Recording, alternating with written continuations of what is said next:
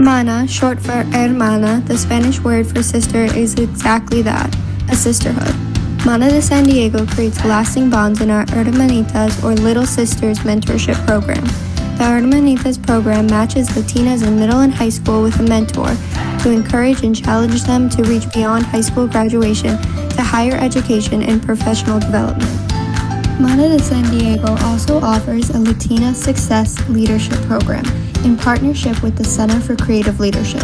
This program has empowered 250 Latina women in San Diego through a series of Saturday classes to reach new heights in their careers.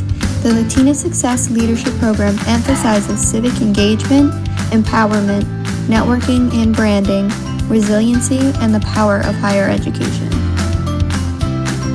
Mana de San Diego strives to be a source for positive change in our community.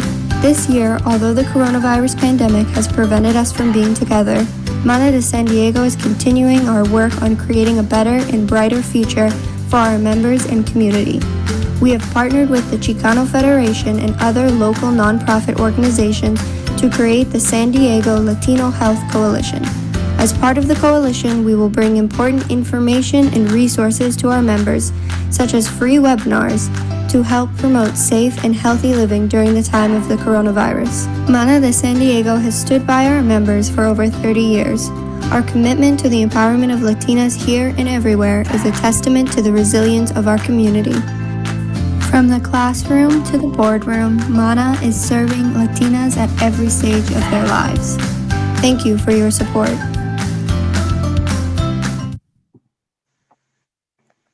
Yay!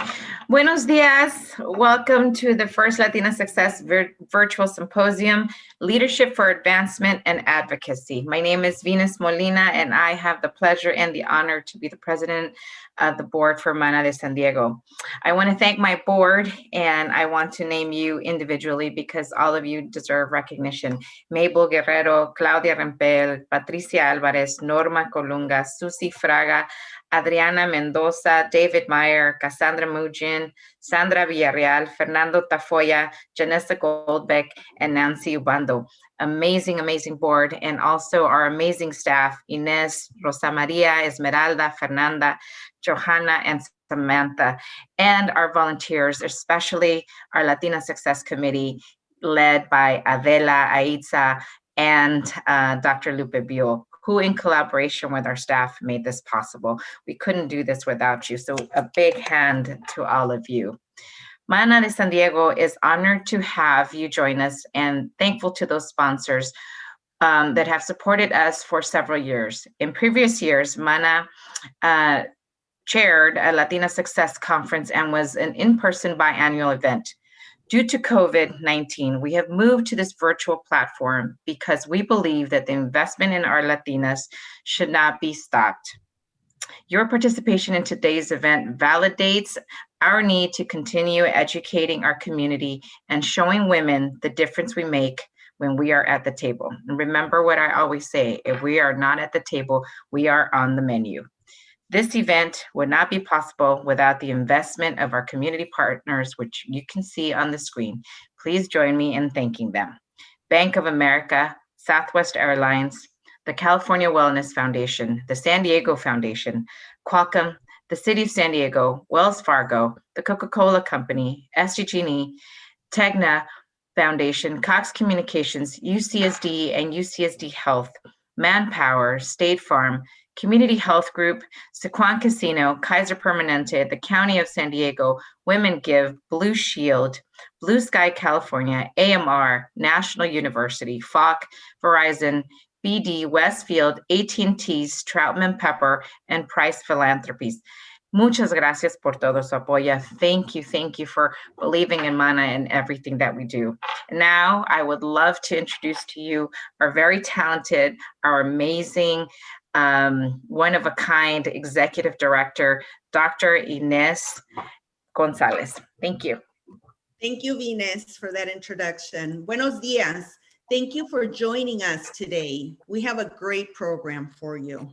I want to start off by thanking the Latina Success Committee, the volunteers, for all of your long hours to make this event a success. Special shout out to our staff member, Fernanda Canchola, for her outstanding work with the committee. Hermana de San Diego, we have a great team. Rosa Maria, Esmeralda, Fernanda, Samantha, and Johanna, thank you for your dedication. Not much could get done without the financial support of our sponsors. I join Venus in thanking them. We have great speakers who graciously gave up part of their Saturday morning to be with us to share inspiring words. Great appreciation to them as well. Finally, a heartfelt thank you to the MANA Board of Directors, a wonderful team of skilled individuals. Thank you for all your volunteer hours, which help us maintain outstanding service to our members and our community. There are some pluses on going virtual, and today we have people joining us from around the state and even around the country. We welcome our hermanas from North County, Imperial County, and chapters across the US who are with us along with all their hermanitas. Today is not just about sharing inspiring words, but also sharing resources. This is why we'll be using QR codes throughout the symposium. Each QR code is attached to a link where you can access helpful information and resources. Just take a photo with your phone camera and the link will appear. MANA has come a long way these past 34 years. We stand on the shoulders of our past leaders and volunteers who have established a strong foundation for MANA de San Diego. MANA de San Diego's programs are creating cyclical change, empowering Latinas at every stage of their lives. I'd like to take some time to tell you about our 3 focus areas. We have the Hermanitas program. It starts in 7th grade, 7th through 12th grade. We have a high retention rate. This year, 93% of the Hermanitas came back. That means that they know it's a valuable program. I want to share 3 great highlights about this year's activities. One is that all of the seniors from high school who graduated this year, 11 of them, all headed to college. The other amazing news that we have is that the San Diego Foundation has partnered with us, and we are part of the Community Scholars Initiative. That means that our hermanitas will be able to apply for their scholarships as well. Finally, we hired Dr. Roxanne Ocampo, who will be working with juniors and seniors so that our hermanitas are not just applying to college, they're applying to the top colleges in the nation and will be competitive. Now to the college area component. We have the scholarship program, and thanks to the generous sponsors, we were able to award 31,000 scholarships this year to undergraduates, master's students, and 1 PhD student. We also have the TIAS program, and that is a support group for our college students. We have over 50 hermanitas who are now in college, and that TIAS stay in touch with them, send them care packages, encourage them to stay on track so that they graduate. Because enrolling is one thing and persisting and graduating is another thing. This year, again, by coincidence, 11 of our former hermanitas graduated from college. We move on to the Latina Success Leadership Program, which you saw in the video. This is also a 5-year program that we've had, and we partner with the Center for Creative Leadership Institute. That is one of the top leadership institutes in the world, and we are training, developing the leaders of San Diego. We have graduated 250 professional women, help them develop their leadership skills, and now the focus will be to encourage them to apply for boarding commissions, because we want to change the landscape of the leadership in San Diego, and it will include many Latinas. Why do we focus on the Latina population? Because in California, almost 40% of the population is Latino. Nationwide, more than half of the Latinas live in poverty. Latinas make 53 cents for every dollar that a white male makes. There's a lot of opportunity to create upward mobility for Latinas. And when we do that for their families, for their community, and for the state.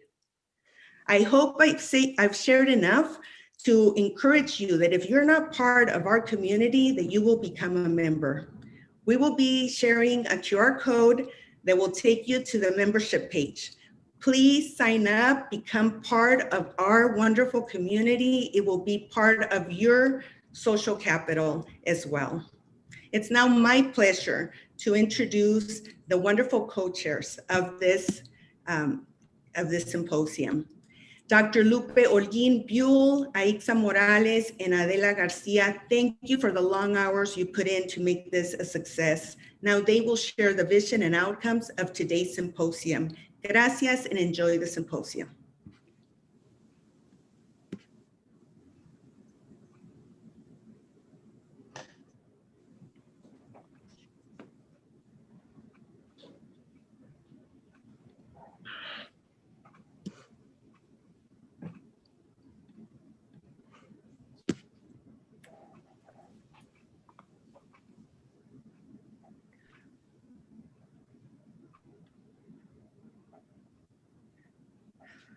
Thank you, Dr. Gonzalez.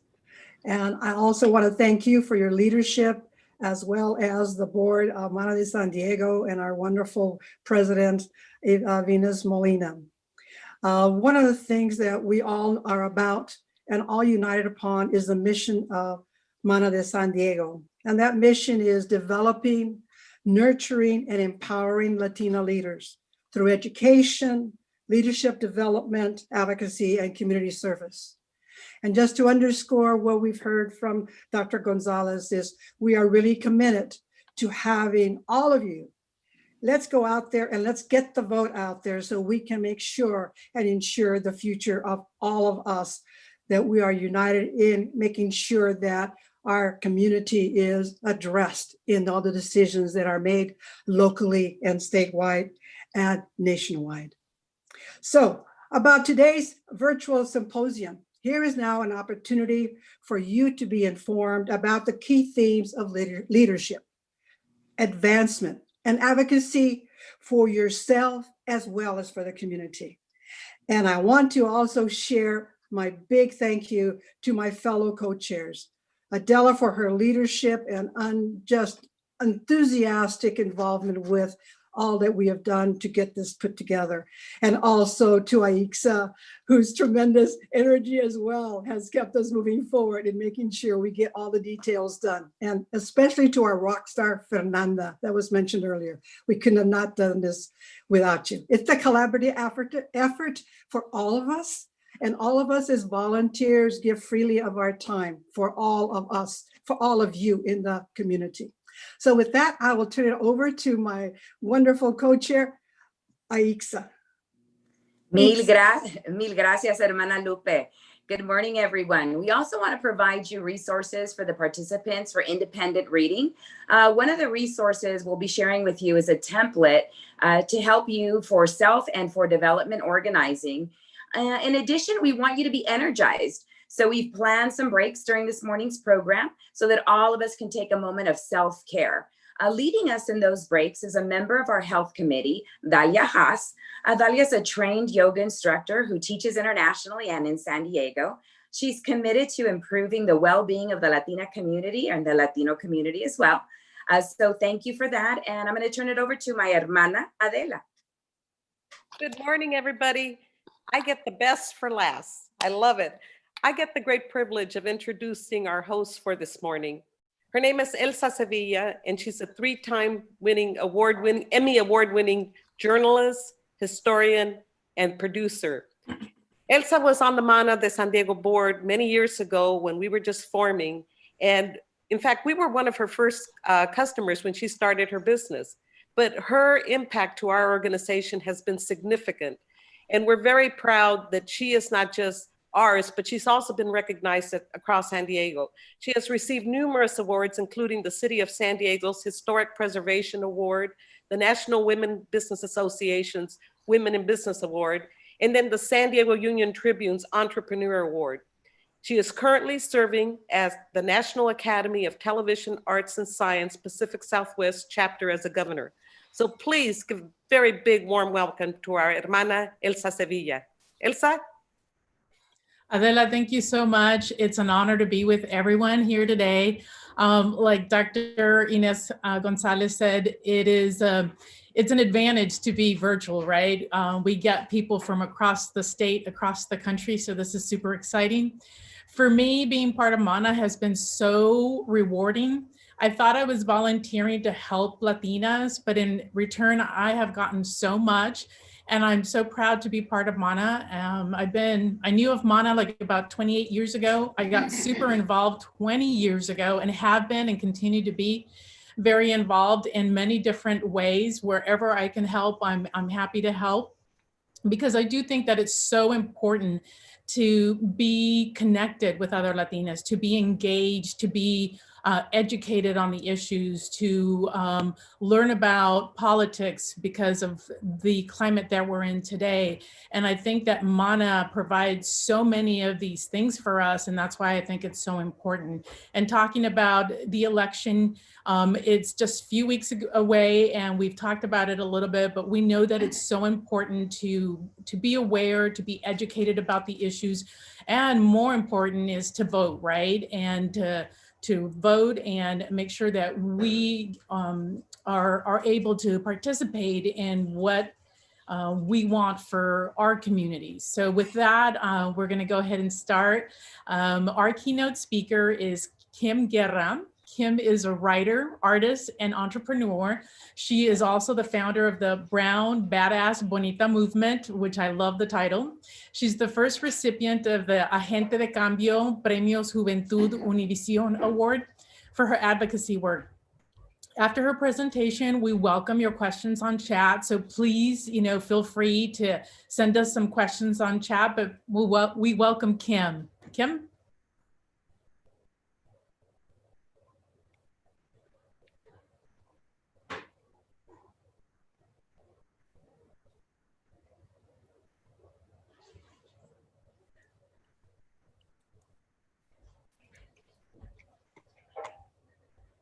For your patience, everybody. We are speeding through this presentation, and Kim has not been able to join us at the moment. But I will go ahead and share the QR code that will take you all to her website, so you can learn a little bit more about her as we wait for her.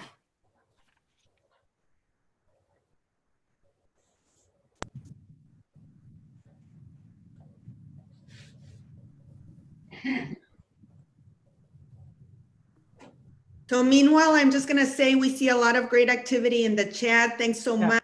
That's how you participate with your comments. And I see people from Arizona, a lot of great representation locally. Thank you so much for participating. I also want to give a big shout out to our Leadership Advisory Council co-chairs. I see that Lydia Martinez, Linda Katz, and Linda Sierra are on.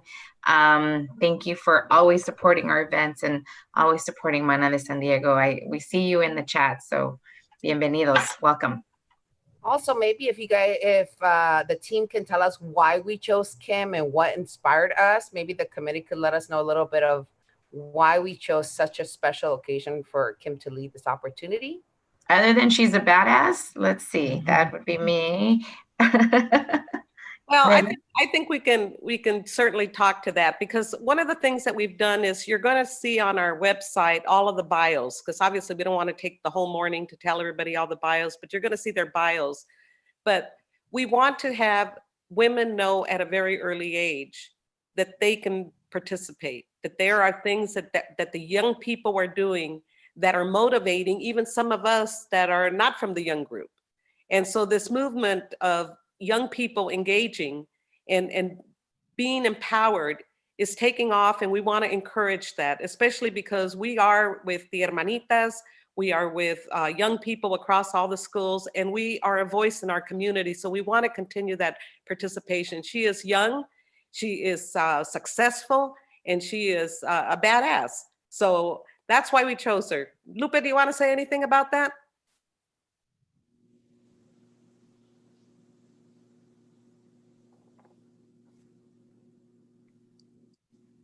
I certainly want to add to that, just because the other reason why we also picked Kim is I had an opportunity to read some of her poetry. And one of the things that's so touching to me was one of her pieces, which is called Mija. And because I have my own daughter, and the words that Kim Guerra expressed really touched my heart. And so I think that I don't believe, and we didn't believe that Kim Guerra was really, her works needed to be well known. And so we want to make sure that all of our Latinas in our community and the community itself would know more about this talented young lady and what she is able to do, how she is advocating through her words in what she has written to inspire all of us and our daughters, our own daughters, and the daughters of our daughters. As you can tell, I'm a little emotional about it just because it did touch my heart. And I hope and encourage you that when you scan and look at her website, you will see you will be able to read some of the poetry that she has written. It is certainly a vast contribution to our Latino literature world, and someone that perhaps you may want to read with your daughter some of the poetry that she has written. So we're just so impressed by what she has done so far for a young lady that she is. And she's sharing from her heart what has happened in her life. And I think that really, resounded with all of us about why we needed to have Kim be here as our keynote speaker today. Thank you.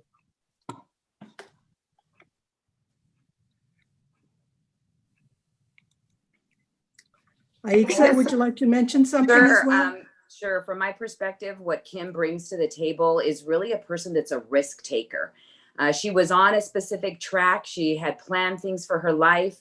And then she started to take some inward looks, really becoming aware of who she is and what she's about, and asking herself the tough questions in terms of, is what I'm doing today truly resonant with who I am and what my values are and where I want to be? And that moment, she started to make some changes, and she took risks that a lot of people aren't willing to take, and the risks paid off. And so for me, that kind of risk taking, that kind of desire to inward look, to see where you need to be and where you want to go in the future, is brave and is challenging. And so as we were discussing different keynote speakers, we were looking for somebody that would resonate not just with people at our age, but also people that are younger and that are asking themselves, what am I doing today? What am I making a difference? Because one of the things that I think all of us as mothers want to teach our daughters and our sons is do what you love, and the way to provide for yourself will come. Because that passion and doing what you love, the universe brings reward for that. So we had a great discussion with regard to Kim, and brown badass, no other words other than that, but that's my thoughts. Thanks, Lupe. Sure. Elsa, I have a question for you while we wait for Kim. Obviously, this is very stressful for us. I think we're all losing weight and, perspiring like crazy. Technology is wonderful when it works. But can you share a little bit about the role of the governor in this television and arts and entertainment? I think most people don't realize just what an important role it is. We have such a lack of Hispanics, Latinas, Latinx, whatever you want to call us, Chicanas, that are in the medium. And I'd like to find out from you while we wait for Kim to join us. And Adela, actually, Kim just joined us, so she's there now. Oh, okay, great. Well, then Elsa, we'll have a cafecito. We'll invite you back for that. Yeah, Kim's on. I'm glad Kim's joining us. Kim, can you hear us? Yes, can you hear me? Yes, we can see you and hear you. We're so happy that you're able to make it. We've been saying these wonderful things about you. I haven't met you, but just listening to everyone talk about the things that you've done at such a young age, we're really happy that you're here with us. So go ahead and take it away. Thank you. And it's so amazing and beautiful to be here with y'all today. I feel very honored to be with Mana and las hermanitas. Oh, I put like a highlighter on my cheek. Sorry. So welcome and thank you all. My name is Kim Guerra, and some of you may know me as Brown Badass Bonita. It is a journey. People ask me, like, when did you become Brown Badass Bonita? I was like, since I was born and I came out of my mama, I was a Brown Badass Bonita. But it took me a while to realize that. And that's what I wanted to talk to you about today, what it means to embrace yourself fully como Latina in all of your glory, in all of your strengths, in all of your intersections, in all of your identities. I remember I had a lot of moments where I had to choose to love myself, where I heard racist comments, where I heard sexist comments, where I heard homophobic comments and experience that oppression. And I had to say, either I have the choice to believe this about me, internalize it, or I can say, no, they're wrong. I'm gonna choose to love that part about me. I'm gonna choose to love myself even more and say, y que, y me vale, to those people, because I believed in the courage and the strength and the value of who I am as a person, but also my goals and my dreams. And it took a lot of those choices to kind of give myself the wings and to also take the courage to fly and use those wings and see what they could do. And I remember, I want to start with a story. I was in the pool. It was me, my mom, and my grandmother. And my grandmother, she's a fiery, feisty woman. She tells it like it is. She has no filter. She's also very much in the me vale mentality, but I'll just tell you the story. So we were in the pool, and I was telling my grandma, I'm designing a course for my grad school on how to be an intersectional feminist through the Latina lens. And mi tita, she looks at me, she's like, ay, wait, why the hell are you doing that? Why are you wasting your time with that? And I was like, oh no, I'm like, this is exactly why I'm designing this course. So I remember I was walking along the pool. I'm like, espérame. I hopped into the deep end. I swam over to where she was. And I was like, let me tell you about intersectional feminism and why it's important to me. And I was starting to get all hyped up and passionate. And she interrupts me and she's like, you know what you need to do? You need to calm down. You need to find yourself a man. And you need to just have kids and be a good woman. That's what you need to do to be successful. And I was like, this is everything against what I wrote in this course for myself. And so I told her, Tita, I get to define what success is. Having a man in my life is small compared to what my definition of success is. And I told her, I left an unhealthy marriage. I started a business. I'm getting my master's. I'm living on my own. I'm healing. I'm going to therapy. And I wrote 2 books. And most importantly, I love myself. I love myself. And that is what I call successful. And as being the first in my family to graduate from high school, I got into college. But even all those, accomplishments, the most important thing that I love myself. That's what gave me that power and that courage and those wings to do all those things. So I'm like, Tita, you see all these things that I just listed off? That's what makes me successful. That's what I'm proud of. Having a man, being a good woman, no. I'm like, I'm not a good woman. I'm a queen. And guess what? Queens do what they want and they make their own rules for what is most beneficial to themselves. So from that foundation, from that pool with mi tita, and I kept on. And then, she was just she still kind of thought about it, but she didn't say anything until the next time I saw her. I took her out to lunch and she's like, you know what? If all my years of living, nobody taught me to respect myself and to love myself. Wow. And to make my own rules. She's like, nobody told me I could do that. She's like, so I see you doing that. She's like, and it scares me. She's like, it scares me to see you doing all that. She's like, but I'm proud of you. And then she's like, mujeres empoderadas. I'm like, yes, empowered women. It's not too late to love yourself and to respect yourself. So from then on, I've been able to have more of these conversations with her. And she's seen me chase after my goals, even though they don't look like this box, what they, they told me a good woman, a successful Latina should do and be like and dress and say. And I started to do more of that work for myself. I started to write more. I'm just finished my hours for my master's program. So it means I'm going to, in the near future, be a therapist. So I'm going to be working with the Latina community in our language, with our culture, and bringing healing and mental health awareness into our community. And I've kept, designing shirts and growing my business. And that business became a movement and a community, and also a privilege and responsibility. Because it started with me creating a shirt that said "Brown Badass Bonita," because that's what I needed. I was in a hard place, in a hard time. I was living in Seattle. Seattle was very white, and I missed my people. I missed my culture. And I missed, I told myself I have to hold on to the parts of me that make me me, that I love and that I want to continue to grow in. And these words, "Brown Badass Bonita," came to me, and I was like, ooh, I need to put that on a shirt for myself to wear as a shield, as a statement, a reminder, like, this is who I am, y que. I'm like, I need to be walking down the streets of Seattle and people need to see this, and that I'm proud of who I am and I'm proud of who I'm becoming. So, I was in the bathtub too when I was doing this. I got out of the bathtub, like all naked, dripping, got my phone and started designing right there in the bathtub. The inspiration was hitting.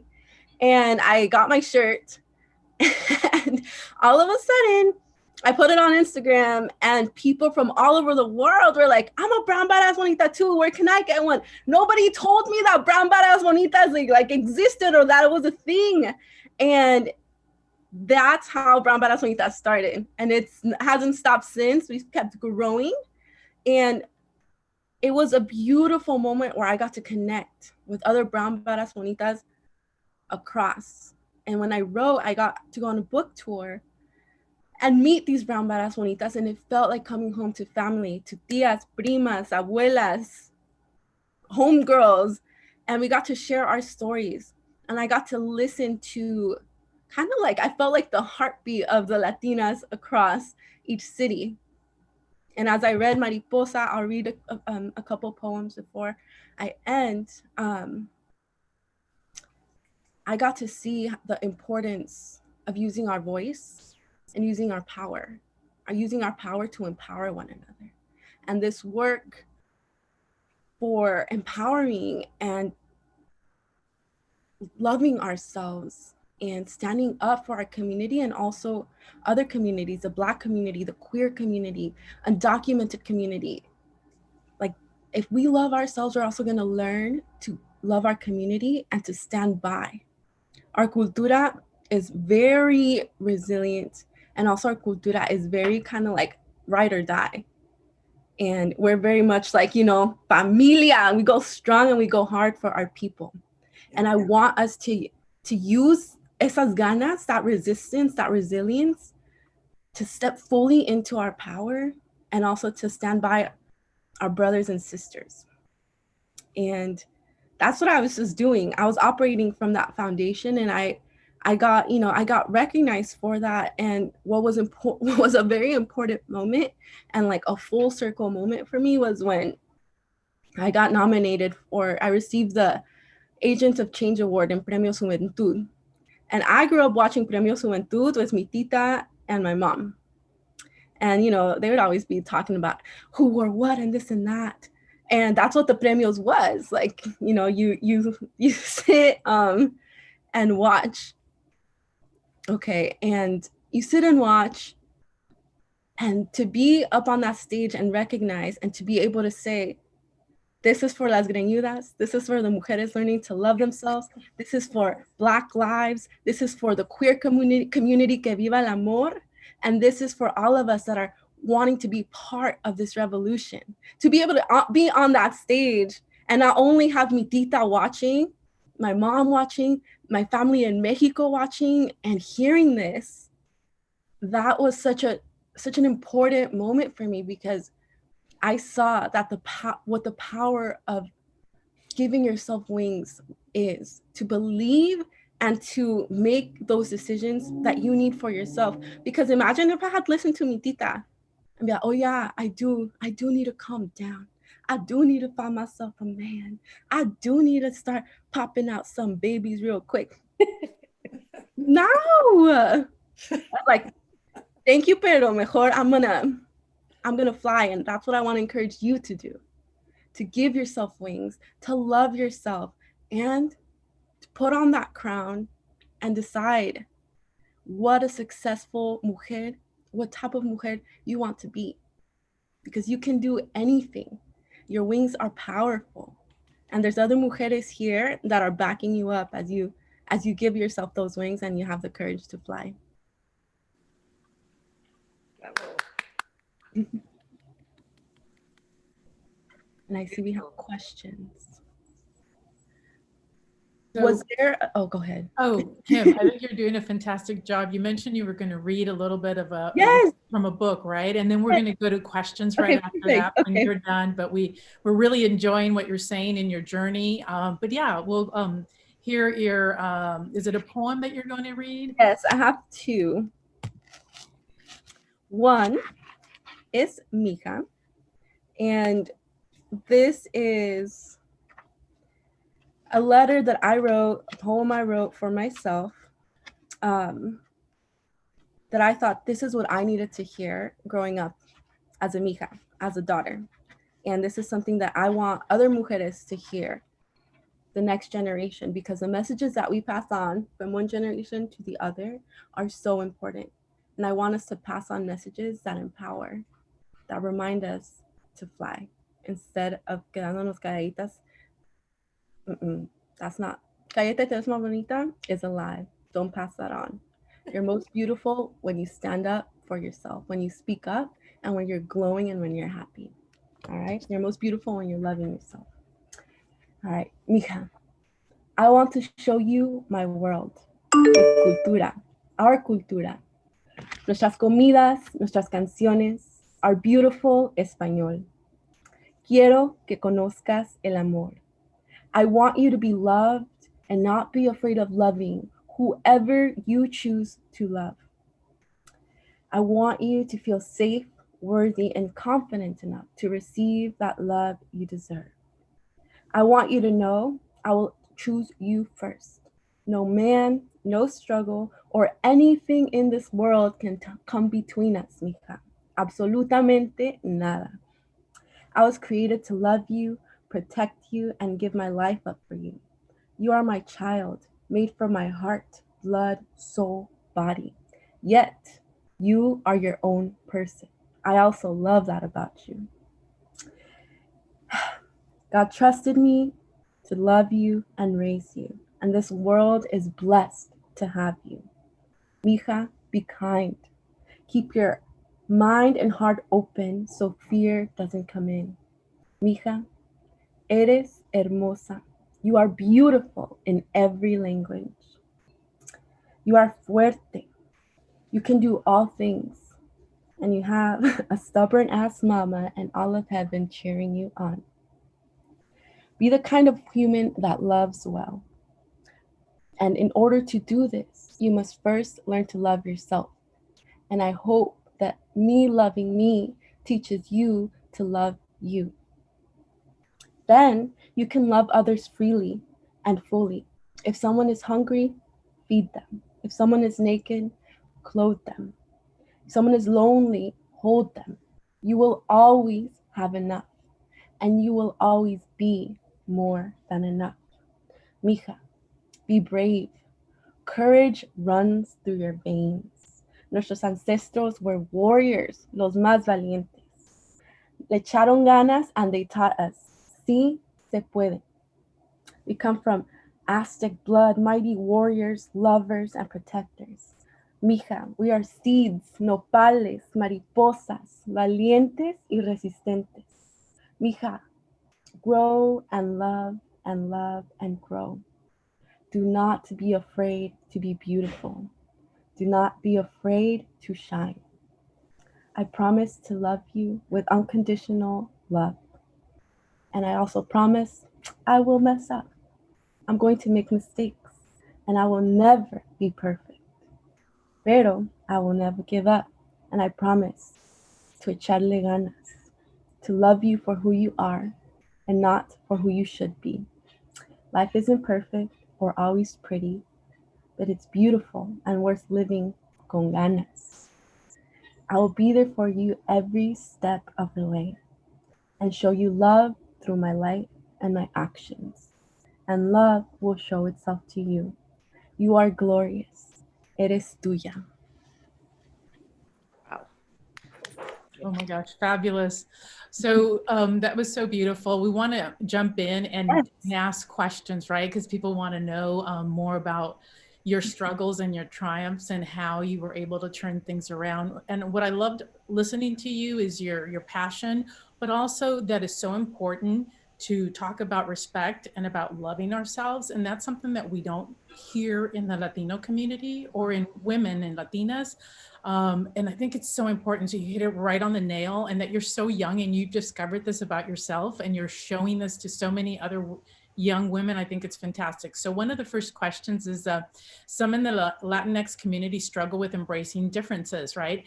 Including the LGBTQ community. Which strategies have you used to help those who care about waking up to this acceptance and including and embracing LGBTQ? Beautiful question. Thank you for asking. It starts with realizing that we have internalized messages of oppression and we have internalized messages of homophobia. So it starts with that in ourselves first, because there's shame in that. And there's like, oh my goodness, what are people going to say? What are people going to think? Even even if you are an ally, at times it's scary to talk to your family members, or if they say homophobic things. I remember very clearly the first time I heard my mom say homophobic things about a queer member of our family. And I as a queer woman, I remember very clearly hearing that and being like, oh my gosh, if she says that about her prima, what's she gonna say about me? And I know a lot of us have had those moments where we hear those comments and it freezes us, and then it teaches us that we are unlovable. And part of that is you calling yourself and believing that you are lovable and that your voice is important. And with my family, I learned that once they saw me fully loving myself, I was able to enter in, because their shame and their homophobia wasn't going to rattle me. But I could also stand there and listen to them. And I wasn't going to attack them, but I was going to enter into a conversation, because that's how it starts. It starts with conversations at the dinner table. It starts with conversations with our family members, and from a place of love and a place of trust and a place of respect. And I remember when somebody in my family, well, not in my family, somebody in my community outed me to my family. And I was kind of forced to have these conversations like very quickly. And it took the members in my family standing up for me. It took my siblings, my brother standing up to my mom for her homophobia, my uncle standing up to my grandma for her homophobia. Because I told them the same thing, but it involved other members having those conversations fearlessly too. And they told my family members, if you love her, you're going to accept her and you're going to treat her equally, and you're not going to discriminate or oppress her. And that made a big difference in my family. That's wonderful. So as an artist, you've explored several mediums so far, but we want to know what's next for you. Oh, so much. As I said, I'm finishing up my master's, so I want to grow more in healing work and community work. One of my favorite things to do is hold workshops, and now I'm going to be able to do more of that. And I want to do more programs. One of my goals is to do like a Brown Badass Bonita boot camp program on on self-love, advocacy, respect, and those generational messages that we're passing on. And I do want to or I'm in the works of writing another book, and continue to grow BBB, the business. But right now on the forefront is getting that master's, keep on writing, and focusing on building that Brown Badass Bonita community. Kim, thank you so much. We loved having you. We love your energy. Keep doing what you're doing. And we hope that our hermanitas throughout the country can see what a young woman like yourself has already accomplished. And just, we need to learn from each other. So thank you so much for being with us. Muchas gracias. And I hope to stay connected. Reach out to me. You guys are amazing. And I am so grateful and honored to share this space with you all. Thank you. Thank you so much. Best of luck with everything. Yes. All right, well, we're going to keep moving. We are so excited and honored to have a panel of 4 outstanding Latina leaders in our community here with us today. Please visit the Mana de San Diego website for their complete bios. And we have one question for each panelist. After that, we welcome your questions on chat. But first, let me introduce Chula Vista Mayor Mary Casillas Salas, who was the first Latina mayor in San Diego County, the first Latina director of the Sweetwater Authority. She served as a California State Assemblywoman and is a former Mana de San Diego president. We also have the incredible 80th District Assemblywoman Lorena Gonzalez Fletcher, who is no stranger to Mana. She was attending Mana events with her aunt as she was a young girl. She is the first Latina in California history to chair the Assembly Appropriations Committee. She is the chairwoman of Select Committee on Women in the Workplace and chair of the Latino Caucus. We also have a longtime Mana de San Diego member and supporter, Southwestern College Board President Nora Vargas, who was appointed by the governor to the California Teachers Retirement Board. She is a champion for Hope, Hispanas Organized for Political Equity, and a San Diego Urban Core board member. And we also have a recent Mana de San Diego scholarship winner and Hermanita alumni, Isela Reyes, and she is the first generation immigrant pursuing her master's degree in education at the University of San Diego. So you all have various levels of experience locally and statewide. Through our questions, we hope to share with our participants your insight on leadership, advocacy, and advancement. And the first question is to Mayor Salas. As a successful Latina leader, what has been the most significant barrier for you and for you to continue your success? Well, good morning. And first of all, it's such a pleasure to be here with all of you at Manas and the organization that I love so much, and that I really feel and believe that added so much to my life and really was an impetus for me to move forward in a pretty scary profession of politics for women, right? And I joined the organization in 1988 when there were only 22 members. But getting to the question at hand, first of all, I'm so grateful to be sharing the panel with Lorena Gonzalez and Nora Vargas, who had something to do with my very first campaign in 1996. Lorena was a law student at Stanford, I believe, and she couldn't be here to help me on the ground, but she sent a $25 contribution to my campaign. And that for a college student was pretty significant. So thank you, Lorena.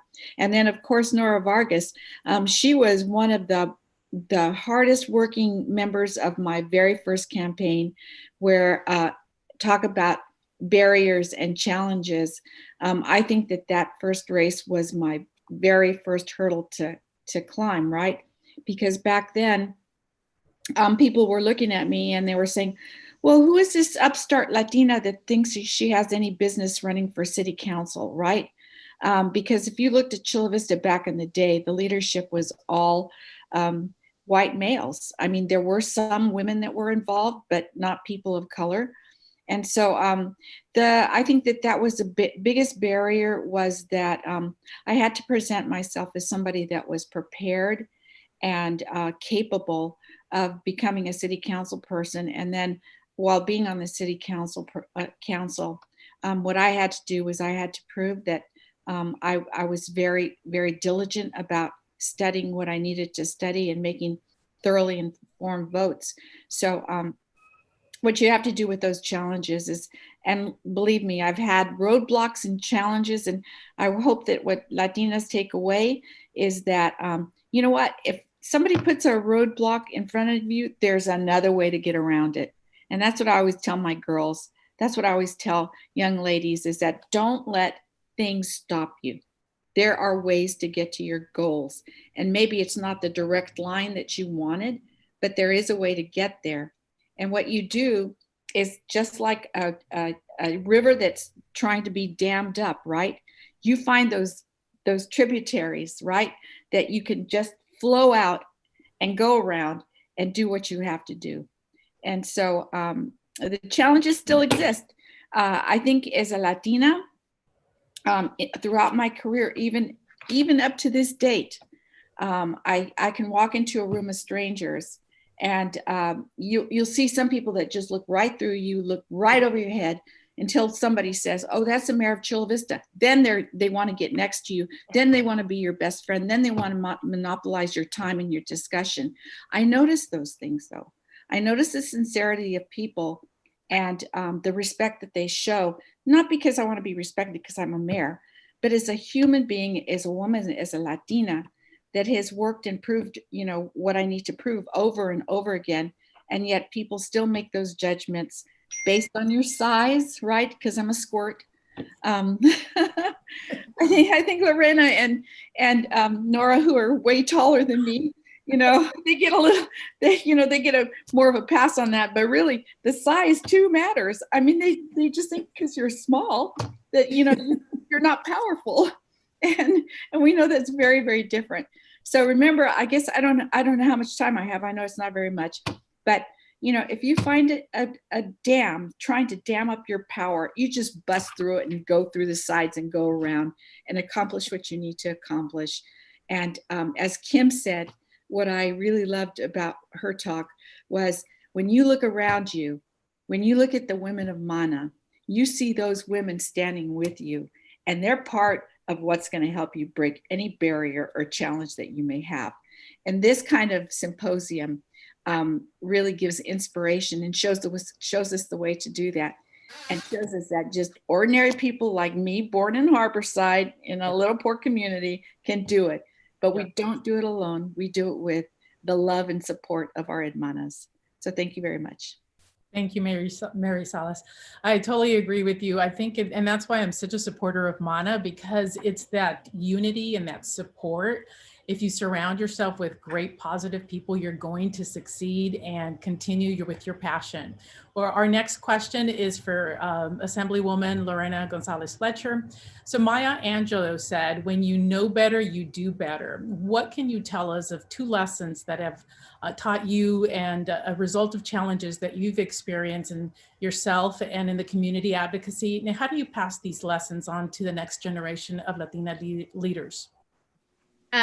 Well, thank you for having me. And first, I couldn't pass up, of course, one of my idols is Mayor Salas, and Mary has, she was right. I was a student. I was actually an undergrad when I first wrote my first check.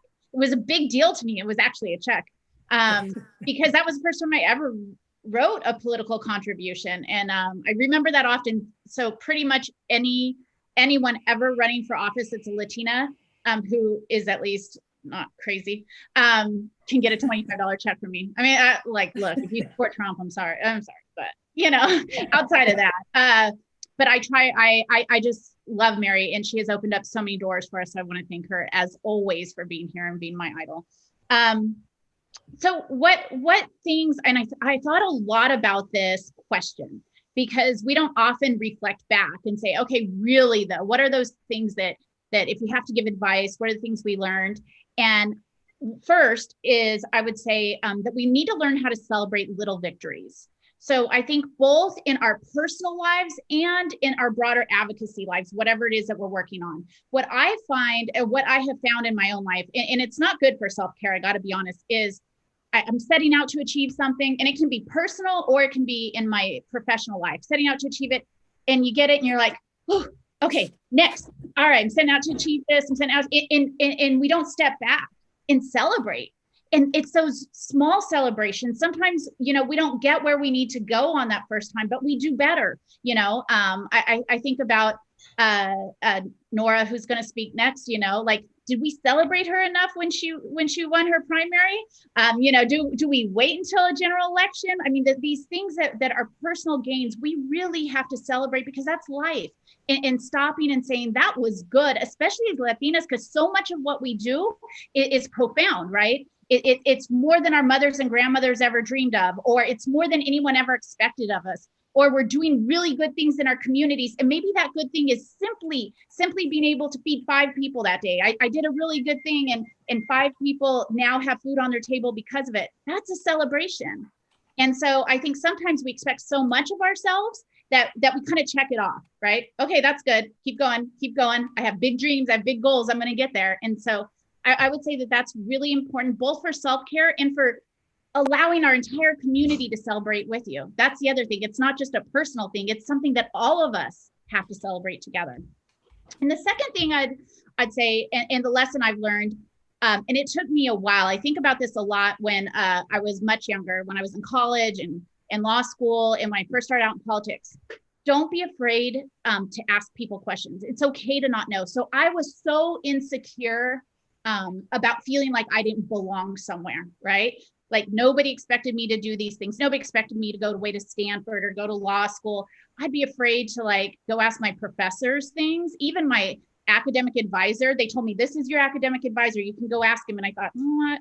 I'm so lost, and I had nobody to ask the foundational questions. And I felt like I didn't even know the right questions to ask. So instead, I stumbled on things a lot, and I got really lucky. I ended up in a good spot, but I think how much more I could have gained if I had just had the nerve to ask questions. And even when I got to the assembly at first, I'd spend a lot of my time like Googling things rather than just asking somebody. And it wasn't until I think lately where I feel comfortable with who I am. I feel comfortable with what I know. I'm like, I know what I'm talking about. And if I don't, I'm going to ask you, because I don't want to sound like I don't know what I'm talking about.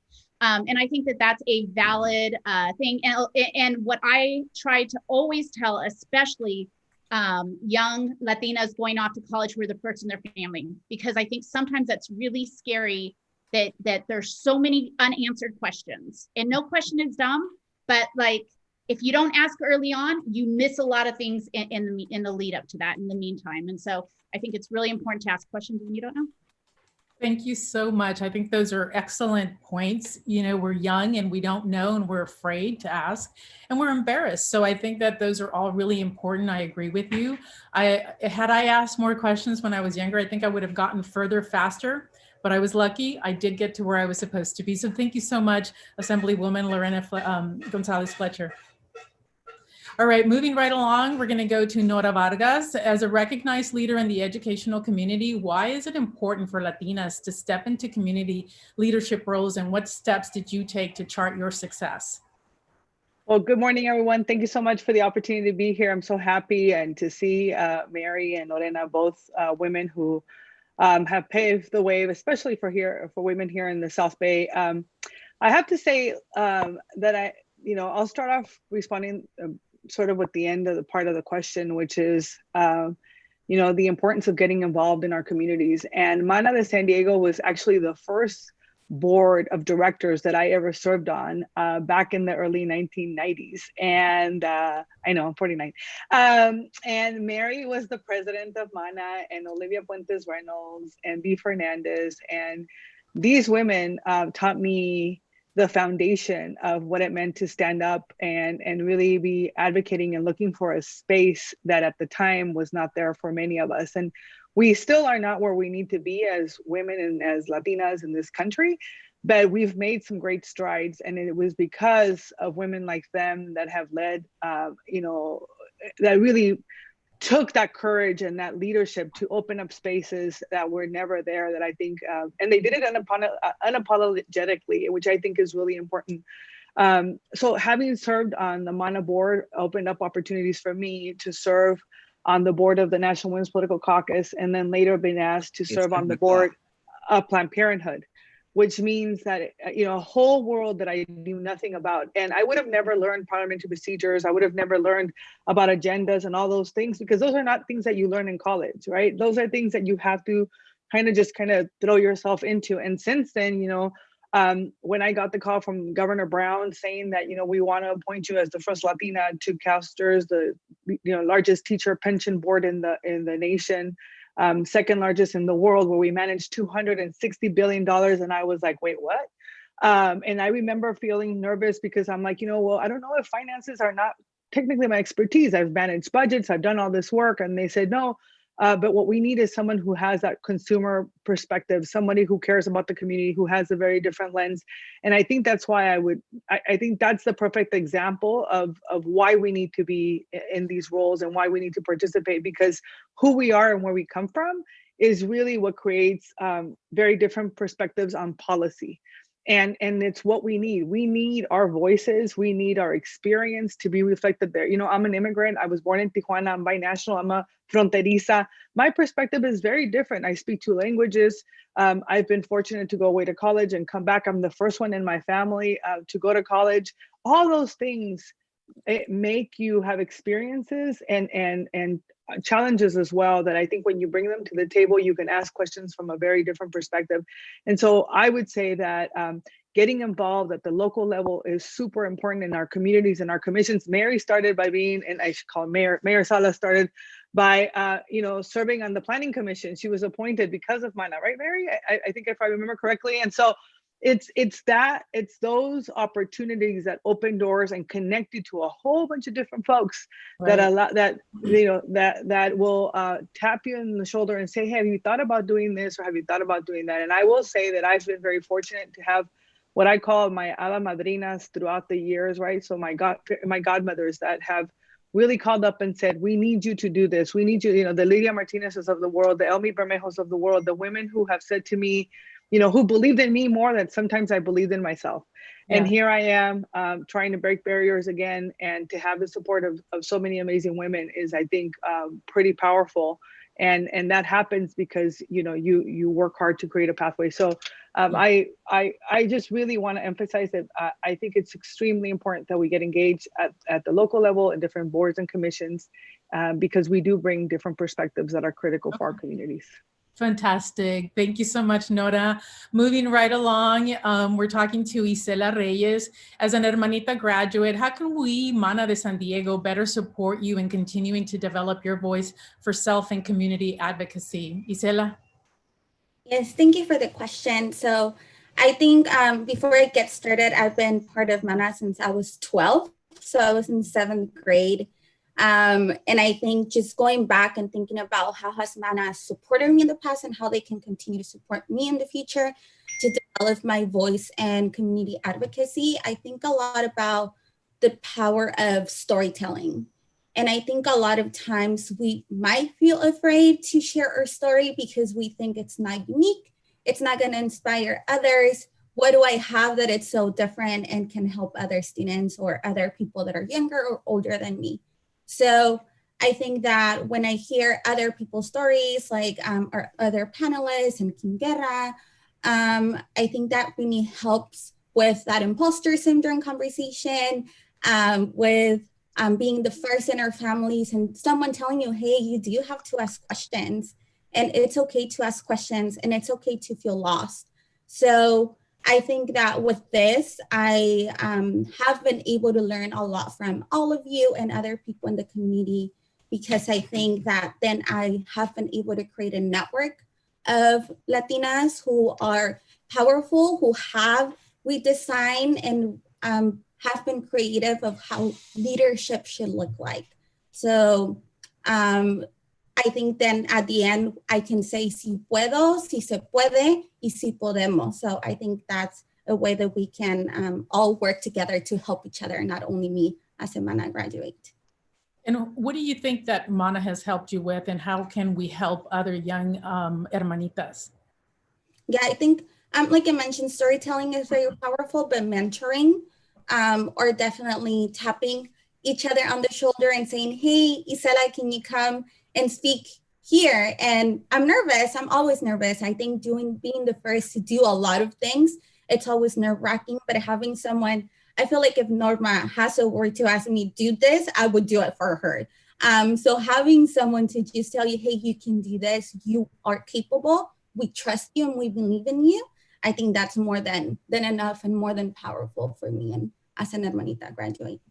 I love that. And I agree with you. It's just engaging somebody, right? It's almost like, you know, kind of grabbing them and bringing them a little closer. I know that Nelly Andrade, one of our past MANA presidents, did that for me. I had been part of MANA for 28 years, but I didn't get involved until somebody asked me, hey, Elsa, I need you to be on the board to do public relations. So it's about sort of like grabbing your hand and kind of bringing you in, which is fantastic because Norma Hasso did the same thing for me. And she was and continues to be such a great mentor. I was 32 years old and I needed a mentor, and she was the mentor that brought me in and sort of was my support system every event we went. And I was nervous like you, but then the more you do it, the less nervous you get. And I promise you, it gets easier as you continue to move on and mature and continue to have that great support system. But that's what I'm hearing from even the panelists, right? Is to be engaged and to make sure that that you stay connected and get involved and do things for the community, because then you're part of that change. So that's fantastic. Thank you, Isela. So we are moving right along, and this is fantastic because we're kind of running out of time on some of the speakers, which is great, right? Because everyone has such fantastic things to say.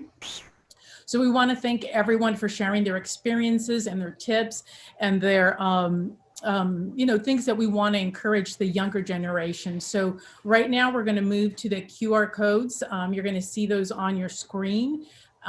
We were going to do a couple questions, but we're running out of time, which is a fantastic thing. So next we're going to move into music and meditation. We're going to have Dalia Haas, who is a MANA de San Diego. She's on the health committee with MANA de San Diego, and we're going to take a 5-minute break. So Dalia. Hi, everyone. Good morning, everyone. And it's a pleasure to see and to be here. I'm a yoga instructor, Ayurvedic counselor, and almost new to MANA since last year. So I'm really grateful to be here. And this morning, I want to share with you something that also makes us even more successful, because we know that we need a balance in our lives to be successful in positions, but also in our health is so important nowadays, mind, spirit, and body. So let's sit down in our chairs and just place your hands on the lap of your knees. Close your eyes. I'm going to guide you through a 2-minute breathing technique that's going to help your nervous system to calm down. And it's going to help you anytime you feel a little stressed, you feel a little anxious. So I'm going to guide you, and then after we're going to stop for 2 minutes, our minds just still and quiet and just feeling our sensation. So let's try to do this and sit down correctly, stand tall, raise and shoulders down, open your chest, your heart, chin lightly towards your chest. Place your hands and your feet grounded. So close your eyes. And let's start breathing through our nose, inhaling, breathing in, counting 4. Breathing out, counting 4. Breathing in, counting 4. Breathe out. Breathe in. And breathe out. And let's use your hands and close the right nostril and the left one. And I'm going to guide you. We're going to alternate and change our breath to really oxygenate and purify our 2 hemispheres. So close with your thumb, the right, and then with your index, the left. And inhale through the left. Close the left and exhale right. Inhale right. Close, exhale left. Inhale left. Close and exhale right. Bring your hand down and continue breathing at your own pace inhaling through your nose and exhaling through your nose. One more time. And stay still, just feeling the sensations on your body and your mind. Allow yourselves to be still and quiet. No moving, just feel the sensations on your nostrils. Any kind of sensation, either it's cold, tickling, itching, just be present in the moment. If any thought comes to your mind, let it go like clouds and be still and quiet, feeling that sensation. Allow yourselves just to be here and now.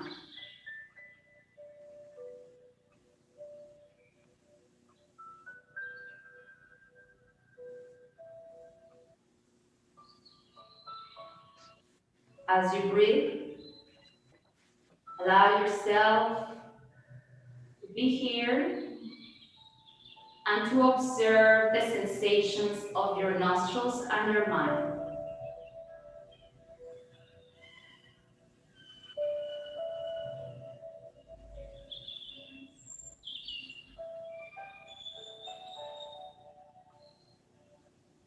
No control of your breath. Just allow yourselves to be.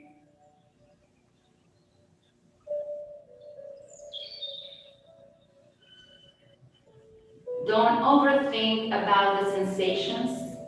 Just let the sensation be as they are. And center your attention there. As we are breathing, we do a big, deep inhalation, inhaling and exhaling. We bow our heads towards the floor and slowly, slightly bring your head back and bring your hands towards your center of your chest. And thank you very much for this 5 minutes break. I will be with you in a little bit more for some yoga, so you can relax also. Thank you very much for everyone. Thank you, Dalia. That was wonderful. I hope you guys all feel refreshed. We are already 1 hour in. Can you believe this? And it's going by so quickly. So we want to next introduce, and it is my pleasure to introduce Escondido Deputy Mayor Consuelo Martinez. Consuelo has been an advocate, an organizer, and is now an elected official. She has added a much needed voice to the people of Escondido, and people are taking notice of what happens when we have Latinas at the table. As a graduate of the Mana de San Diego Latina Success Leadership Program, Consuelo clearly demonstrates why we need Latinas in elected office. And I remember that after the presentation, after her speech, we can take some questions. So Consuelo?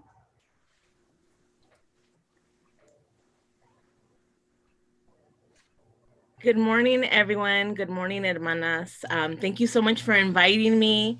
You know, I've wanted to attend the Latina Symposium for many years, and I attended one of the first ones that you all had.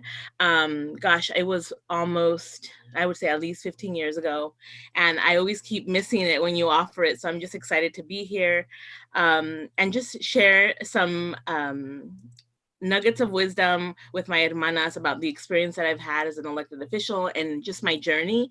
And it's always my pleasure to engage with others and get people activated for change in their communities. So my name is Consuelo, and I grew up in North County. I'm originally from Orange County, but when I was 4 years old, my family moved me to Escondido. And Escondido was a very different place growing up. I remember feeling like a minority in my own community.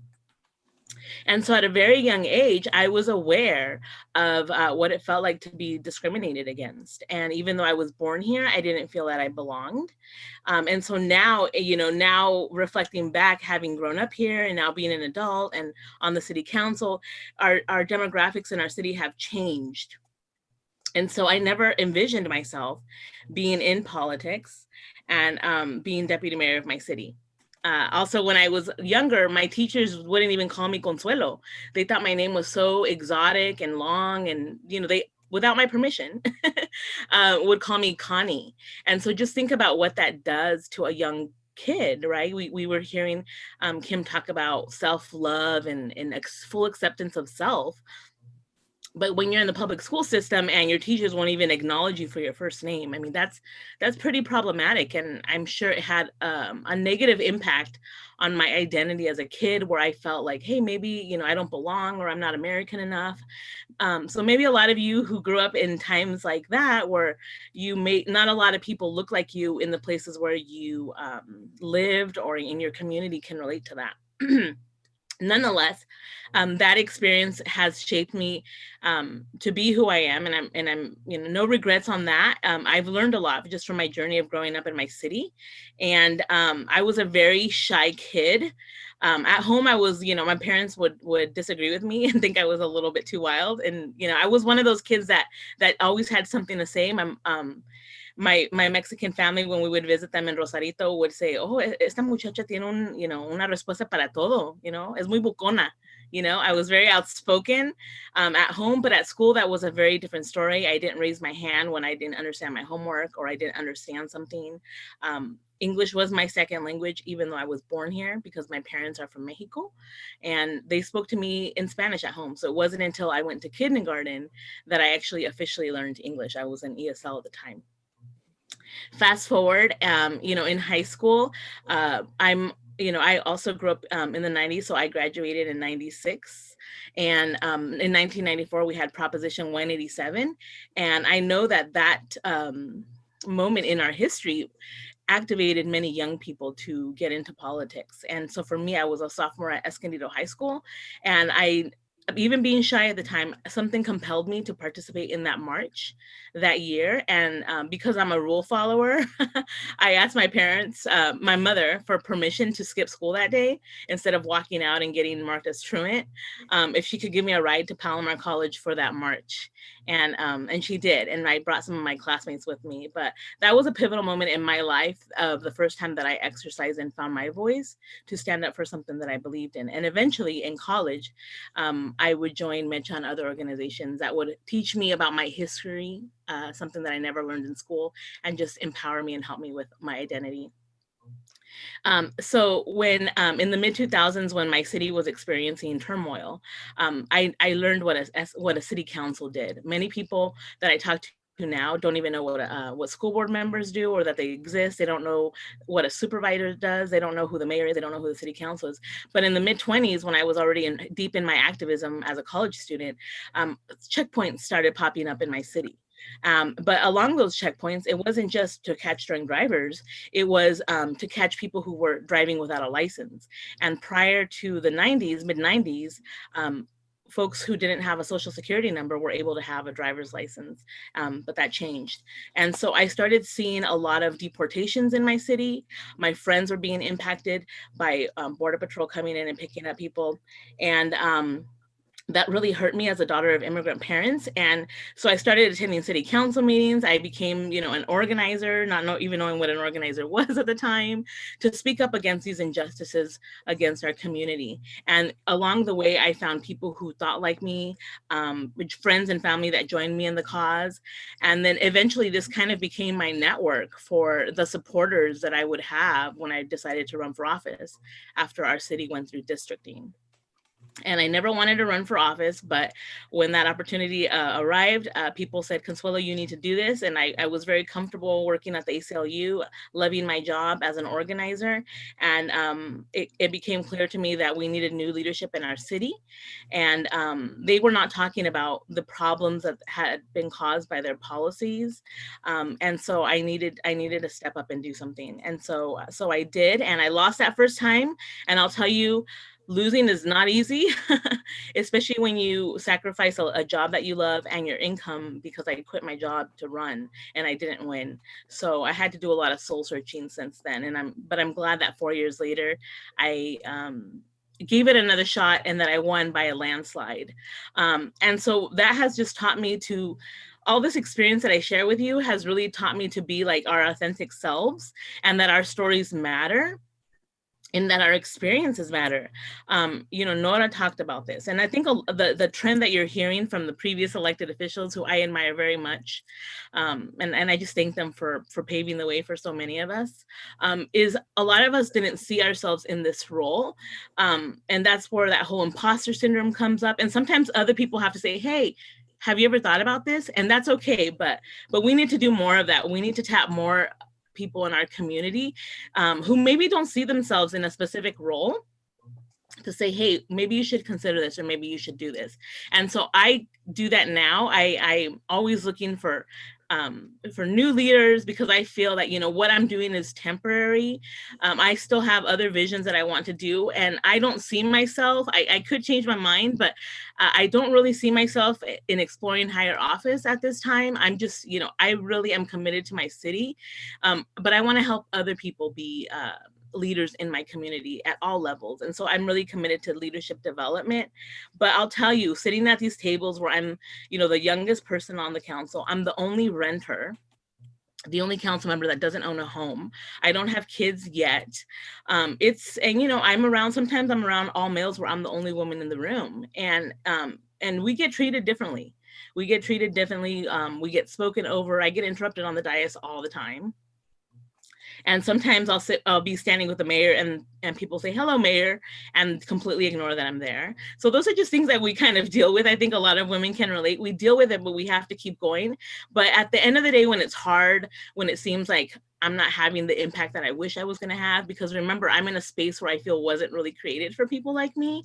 I feel at the end of the day, people are watching. And sometimes when I voted on issues that are controversial, I do it because I know it's the right thing to do. And it helps when sometimes I'll get a letter from someone saying, oh, thank you so much for standing up on this issue. And it's like, oh, good, someone is watching. Like, I'm not doing all this for nothing. But so anyways, it's just people are watching us. And so we are, you know, we're modeling things for people, and people see themselves in us. And so I always take every opportunity to go speak to my middle school or elementary school, to let especially the young Latinas know that you can be in this position, that you can have power, and you should. And the conversations are very different when I'm there. So that gives me comfort knowing that I am changing the conversation in these spaces.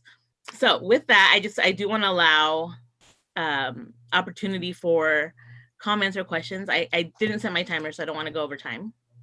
Oh, you're fantastic already. We can hear you. We can listen to you speak the whole morning. But thank you for being noticing the clock as well. But I love your story, and it hasn't been easy. But the fact that you have the courage to continue, not only for yourself but for your community, I think that's fantastic. Let's see if we have any questions in the chat. Aixa, do we have any questions right now, or we can? So we have the action plan that you've taken a look at. And so we're wondering if you can talk a little bit about what specific things you might have done relative to just making influence in the small community, even before you became a community plan or a community organizer. Sure. So yes, I think for me, it's really been like relationship building. And as I mentioned, I've been a community organizer for a very long time. And so I've built this network. I call them my family, when I ran for office, there was no way that I could have ever done that alone. Especially when you're challenging the status quo. The person that I challenged had been there for 15 years at the time. And it's so interesting because he was always so dismissive to me when I had met him. I actually was like commissioner in my early 20s. And so I remember he interviewed me and I told him, I want to be the bridge between the city and the Latino community. And he was, he said something that was so dismissive. And so I think just being rejected and being told no was motivation for me, because I don't like, when I feel that I'm standing up for something right and you tell me no, it's like, oh, okay. That's motivation. So see those challenges and when people don't believe in you, see that as motivation. Okay. Also building relationships for me.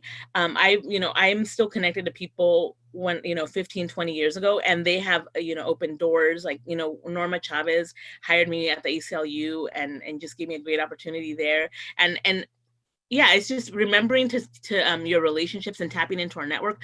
Our community is so generous, and our community is so connected and resourceful. I mean, they are entrepreneurs, right? When at times are rough, they start a business, right? And so tapping into the wisdom and the strength and resilience of our community is so important. And, my family became campaigners for the very first time. Like my mom, when, if she'd drive through at Taco Bell, she'd be like, can you put my daughter's sign up? And I'm like, Ma, they can't do but it was so cute. And I just feel so proud that my mother would, everywhere she'd go buy a burrito, she'd ask people if she could put up my sign. Like I didn't even have the gall to do that. She's more aventada in that way than I am. But and she'd ask my neighbors, hey, will you put my daughter's sign up? And so anyways, I just love her for that. So it's really the relationships, I think, that sustain me, and the things that I fought for, and being in the media in the past when I spoke against the controversial checkpoints, I had built really good relationships with the media. So tapping into that network and creating your list, I think was very important for me, and paying attention to what city government did gave me knowledge of what that job was going in, and I could speak to the issues, and ultimately that's how I differentiated myself from my opponent. So one of the things that's come up from the chat is imposter syndrome is real. And so what's your advice to overcome this? So it's hard, and yeah, it is so real. And the other day I have another job, because here at City Council we're part-time council, we're part-time pay, so I have to have my other job, so I keep a full-time job. But I want to stay in Escondido, and I've been able to do that with COVID. But there was this job opportunity that I would have never seen myself for. And I don't want to say it because I haven't applied yet. But one of my mentees, because I mentor a lot of women, said, hey, Consuelo, when I read this, I totally thought of you.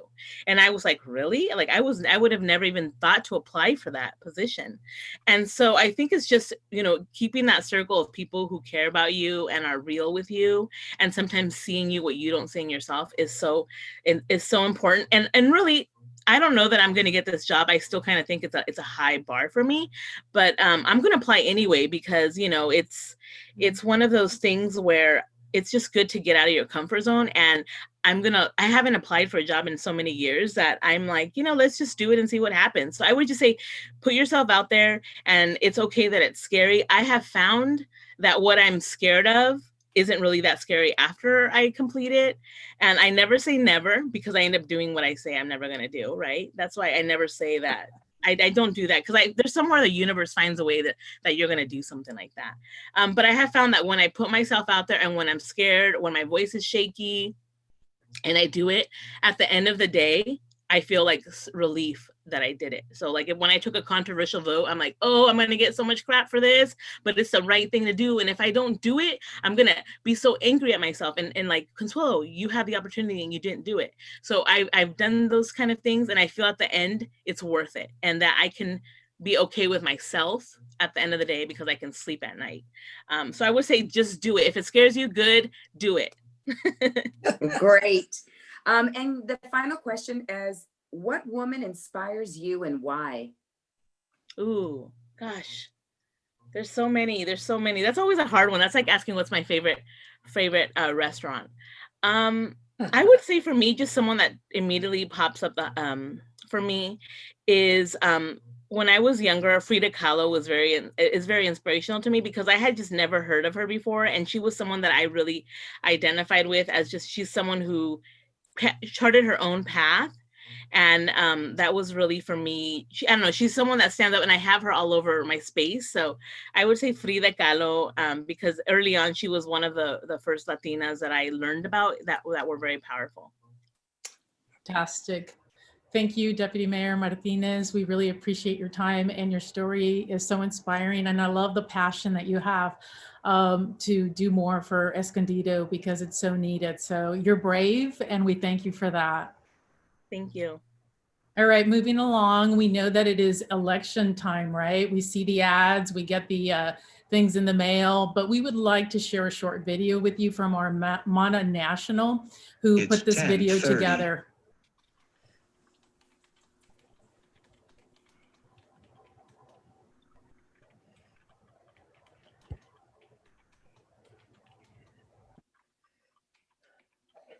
No audio.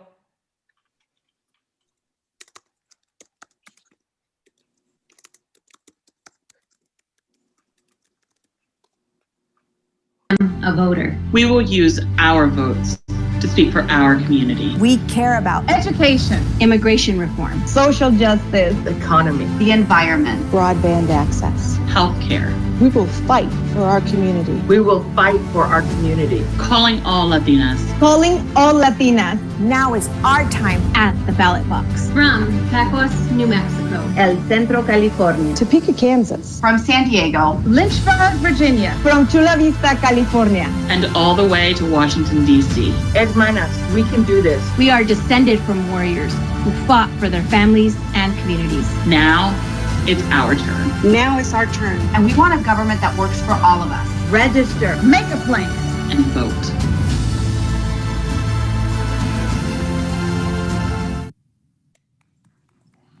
This is such a wonderful video. I love that.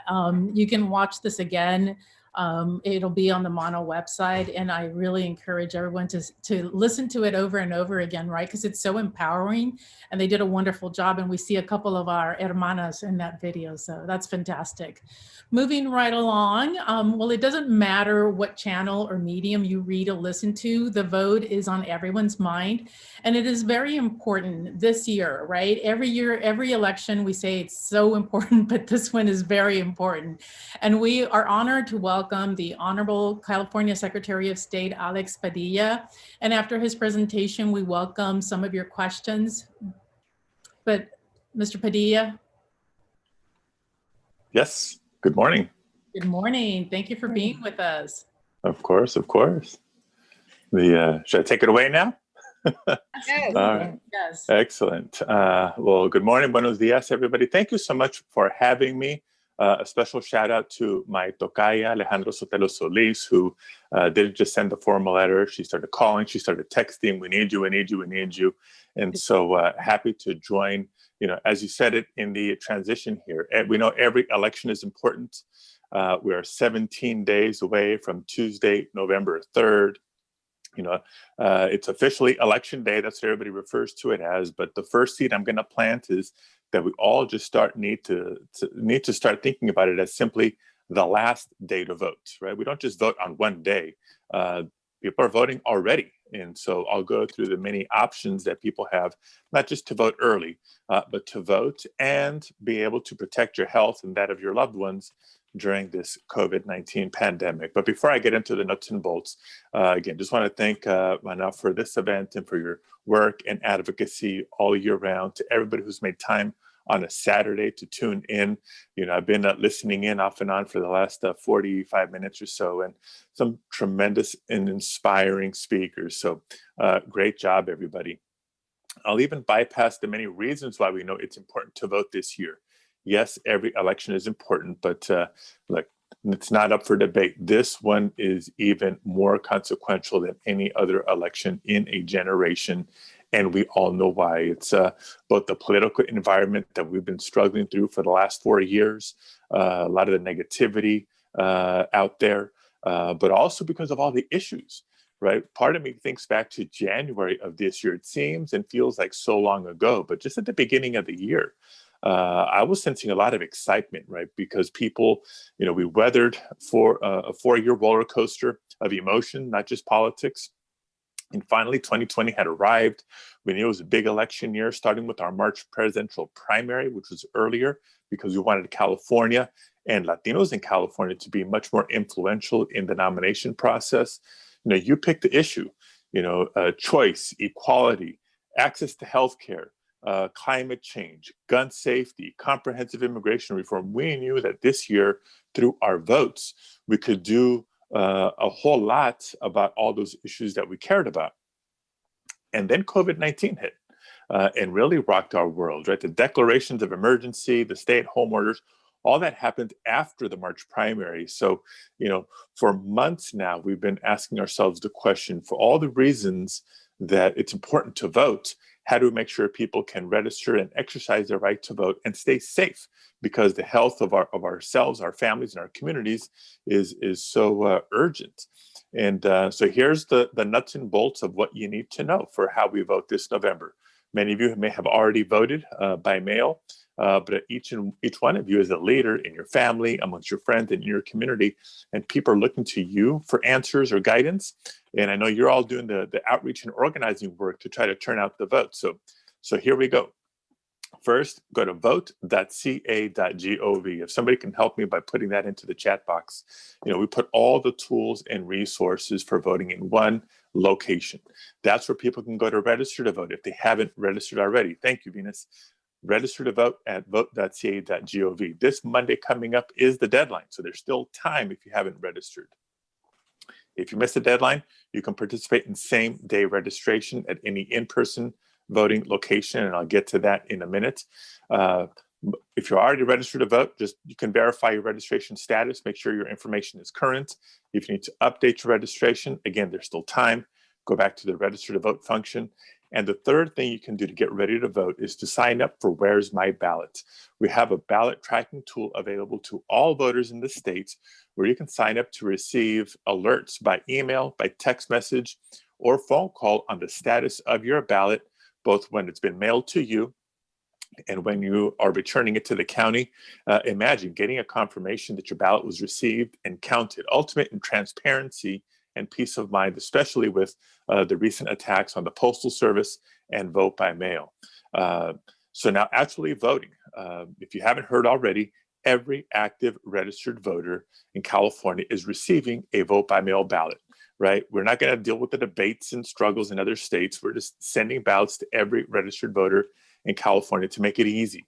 And when you receive your ballot, you can fill it out at home, and you have multiple options for how to return your ballot. You can do it by mail, and I still think that's a reliable way to do it. Your ballot has to be postmarked on or before Election Day. It can arrive up to 17 days after the election this time and still be counted, but it must be postmarked on or before Election Day. And remember to sign the outside of the envelope. If you prefer, you can deliver your ballot to any secure ballot drop box in the county, an official drop box. And we know that's been in the news lately too. Mm-hmm. So for a listing of these official drop boxes, it's probably in the materials you got at home as a voter, or you can go to the county elections website and look them up there. Or once again, go to vote.ca.gov, click on the early voting button, and you'll see a directory of all the in-person early voting locations, as well as the Dropbox locations. The other option you have to return your ballot is to walk it in. A lot of people like to fill it out at home and then go to their polling place or a vote center and drop it off in person. And that is absolutely an option. Regardless of how you return your ballot, again, make sure you sign the outside of the envelope and date it. So multiple options for voting by mail and safely. But we know not just the San Diego area, but all of California is very diverse. And we have a lot of our friends and neighbors and family members that require an in-person opportunity to vote. And so we worked hard with the county to make sure we have as many opportunities available to them, not just on election day, but for several days leading up to the election. Voting in person is going to be a little bit different, just like we can't go to the grocery store the same way anymore. Got to bring your mask, right? Look for the signage, physical distancing. All the workers there are going to be outfitted with PPE, the face shields, the gloves, hand sanitizer for everybody. All the things that we need to do to keep the in-person voting option safe for everybody, for voters and for poll workers. So that's the big picture. Multiple options, like I said, of how to vote by mail, in person. If you can, please consider voting early. Return your ballot early. The earlier you return it, the earlier it's going to be counted. That's a little bit of an incentive. Or if you vote in person, don't wait till the last day to vote. Go the first day that the voting locations are open. If enough of us vote early, then we can maybe keep those lines a little bit shorter. for the people who turn out on Tuesday, November 3rd. We don't want to replicate what we're seeing in some of these other states with the long lines, the long wait times. We can do it much smoother and easier here in California. And as I wrap up, let me just give a couple of data points that I think are great indicators for how it's going to go. Voter registration is through the roof. When I came into office as Secretary of State, there were about 17.7 million Californians registered to vote. At the last check, we're at about 21.5 million voters on the roll. So an increase of more than 3.5 million in the last few years. And it's not just about the numbers. Let me say this, because all the organizers that are watching, we know who it is. We know it anecdotally, we know it through our experience, and we know it through research. We know who has historically been eligible, but not registered to vote. It's communities of color, it's young people, it's working class families, it's us here in California. So the more we've moved the needle on voter registration, the more we're uplifting the voices of our community that need to be heard in the political process. But as we know, registering is only the first half of the battle. We got to make sure we vote. At the end of the first 10 days of vote by mail ballots coming back, I saw in the chat box, some people were commenting that they've already voted. We have more than 10 times the number of ballots back at 10 days after the vote by mail ballots went out than we did compared to 4 years ago. And 4 years ago was a big turnout. 4 years ago about this time, it was maybe about 200,000 ballots that were returned. More than 2.5 million Californians have already voted, and we're still 17 days away from Tuesday, November 3rd. So let's keep the momentum going. Let's keep spreading the word. Multiple options for how to register, how to vote. Point everybody to vote.ca.gov. There's so much at stake on the ballot this year, but when we all participate, we'll make sure our voice is heard loud and clear, not just in our community, but statewide and across the country. So thank you. Keep up the great work. And I think there's some questions waiting for me, so fire away. Yes, thank you so much. We really appreciate all this information, right? Because we can hear it over and over again and really make a difference by going to the ballot and casting our vote. I think we have a question, Aisa. Sure do. How can we encourage those in our community to advocate for themselves and become involved in politics if they are disillusioned or believe that their vote doesn't matter? So how do we convince the people in our community that think the way I used to think when I was growing up, right? Never was interested in politics. Why? Nothing I could relate to, number one. And how often do you hear good news stories about politicians? Right. Until we get involved, I think part of it is just challenging people to think a little bit. Number one, just our fundamental right to vote. You see the voter suppression efforts going on across the country, not in California, but across the country. If our vote didn't matter, why are some people trying to make sure that we don't participate? It's because it does matter. It's because we do have power, number one. Number two, I like to challenge people with a little bit of math, believe it or not. I ask people, what's greater, 1 or 10? 10. That's not a trick question. It's an obvious answer. What's greater, 10 or 100? Well, 100, of course. Well, it's not just the case in math. It's the case in politics. If I register and I vote, that's one voice. But if I can get my family all registered and voting, that's a stronger voice. If I organize in my community and get more people voting, that's a much stronger voice. So we have the right to vote. We also have the right to organize. And that's how we flex our political muscle. And last but not least, just challenge people to think of what issues that they care about, right? Some people may be turned off to partisan politics or electoral politics. They're either really jazzed up about the presidential race or they're not. But, I bet you when we dig deep down inside, we care about our kids' school, right? We care about environmental justice, why the disproportionate impacts on our communities. We care about access to healthcare. Well, then we got to connect the dots for people, right? Who it is that determines better healthcare or not. Is it members of Congress? Is it legislators? Is it your county supervisors? If you care about your kids' education, we better care about who's on the school board. It's not just about the president of the United States. So we have to connect the dots for people and remind them that every election matters and every vote is important. I know you indicated that we didn't have some of the same challenges in California as they do in other states, but how can we ensure again that we're using the official methods for our ballots to ensure that they're counted? And secondarily, what if there's something that comes up, what are some strategies that we can do to address that?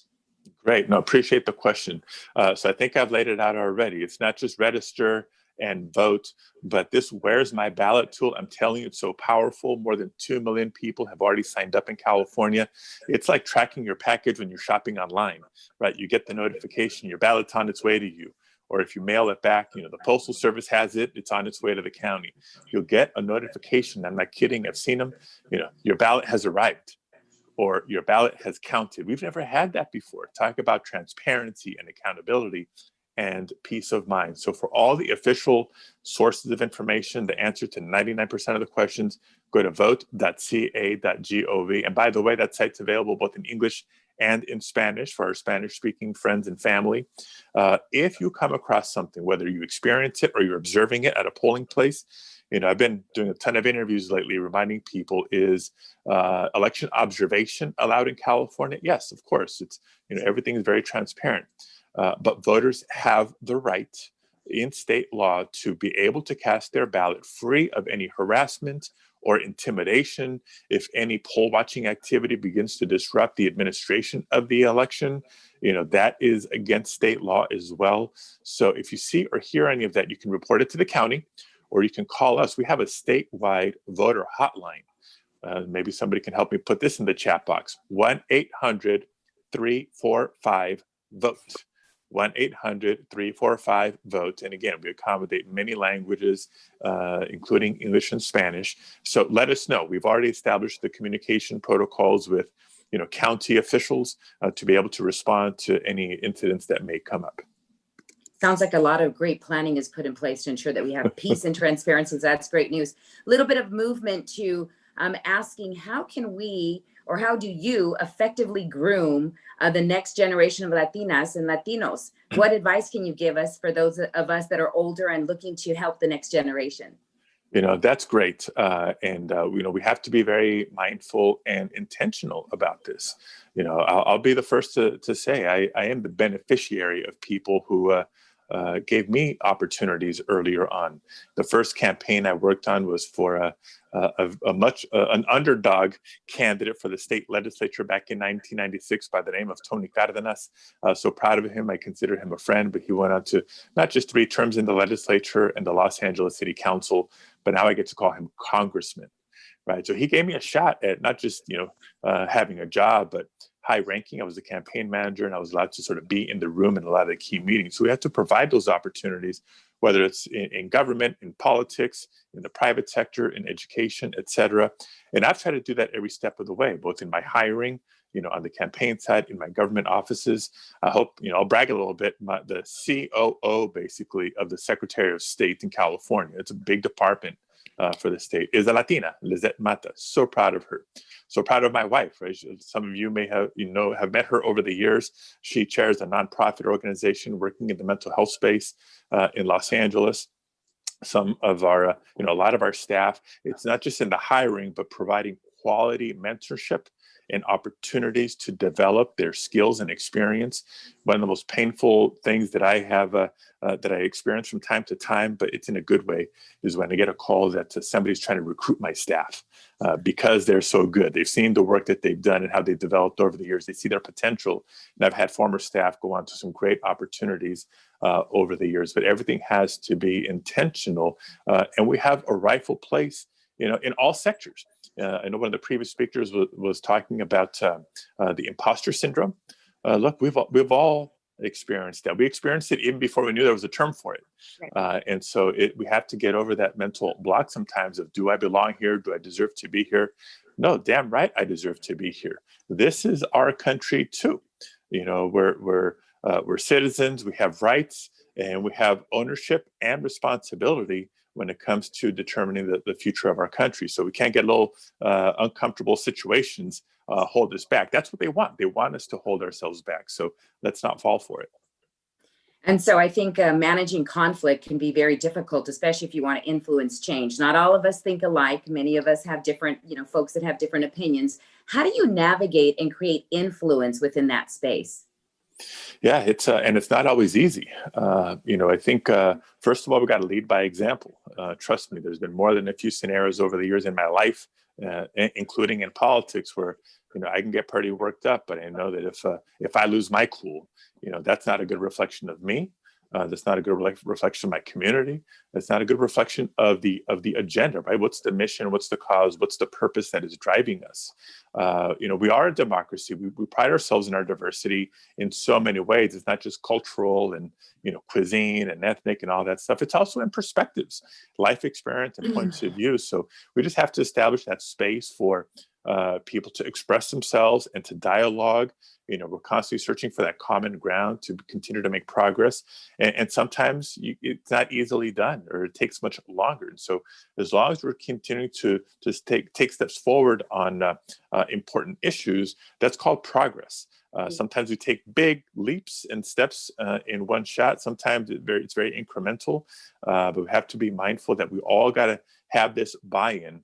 I think that's one of the problems with the U.S. Senate, for example. Everything is so polarized. As long as there's 51 votes for something, they'll try to do it. And then there's this divisiveness. There's this bitter aftertaste. If a majority shifts and there's 51 votes in another direction, then things change differently. For sustained progress, you need strong consensus over time. So, that's the way we practice it in our families and amongst our friends and in our communities. All right, well, our time is up, and we thank you so much, Secretary of State Alex Padilla, taking time out of your busy schedule and giving us, that reminder that it's so important. And we know it, we all know it, that it's very important to vote, but this year more than ever, this election more than ever. So thank you again for all having me. And I'll just, on a non-voting message, please, continue the activism, continue the advocacy, continue to stay safe, keep wearing your masks, keep washing your gloves. We're going to get through this pandemic. We're going to get through it together. We will. Thank you again. Thank you so much. All right. Stay safe, everybody. All right. Moving along, I would like to introduce April Fernandez, co-chair of the Mana de San Diego Health Committee and Chief Office of Binational Border Health for the California Department of Public Health. April will provide you with a brief message on Mana de San Diego's efforts with COVID-19. April. Great. Thank you so much, Elsa. And on behalf of the Mana de San Diego Health Committee, I just want to send you all a reminder that here in California, we still have to be careful to prevent COVID-19. Because Latinos continue to have the highest number of COVID-19 cases, let's take care of each other and remind each other to continue wearing a mask at all times when you are out in public. Continue to maintain 6 feet physical distancing from each other. Wash your hands regularly, especially after being at any place in public. And finally, we should continue to stay home. Just yesterday, it was announced by health officials that here in San Diego County, we are at risk of going back to closing our public facilities like restaurants and salons due to recent increase in COVID cases. So please stay home so that we can prevent the region from moving into the most restrictive level. People should stay home as much as possible, telework if you can, and avoid gatherings to prevent the spread of COVID-19. As Alex Padilla said, let's do this together. Thank you. And now for the rest of our break, we will have a special yoga session with our very own Dalia Haas, meeting with us from Mexico City. Thank you so much, Dalia.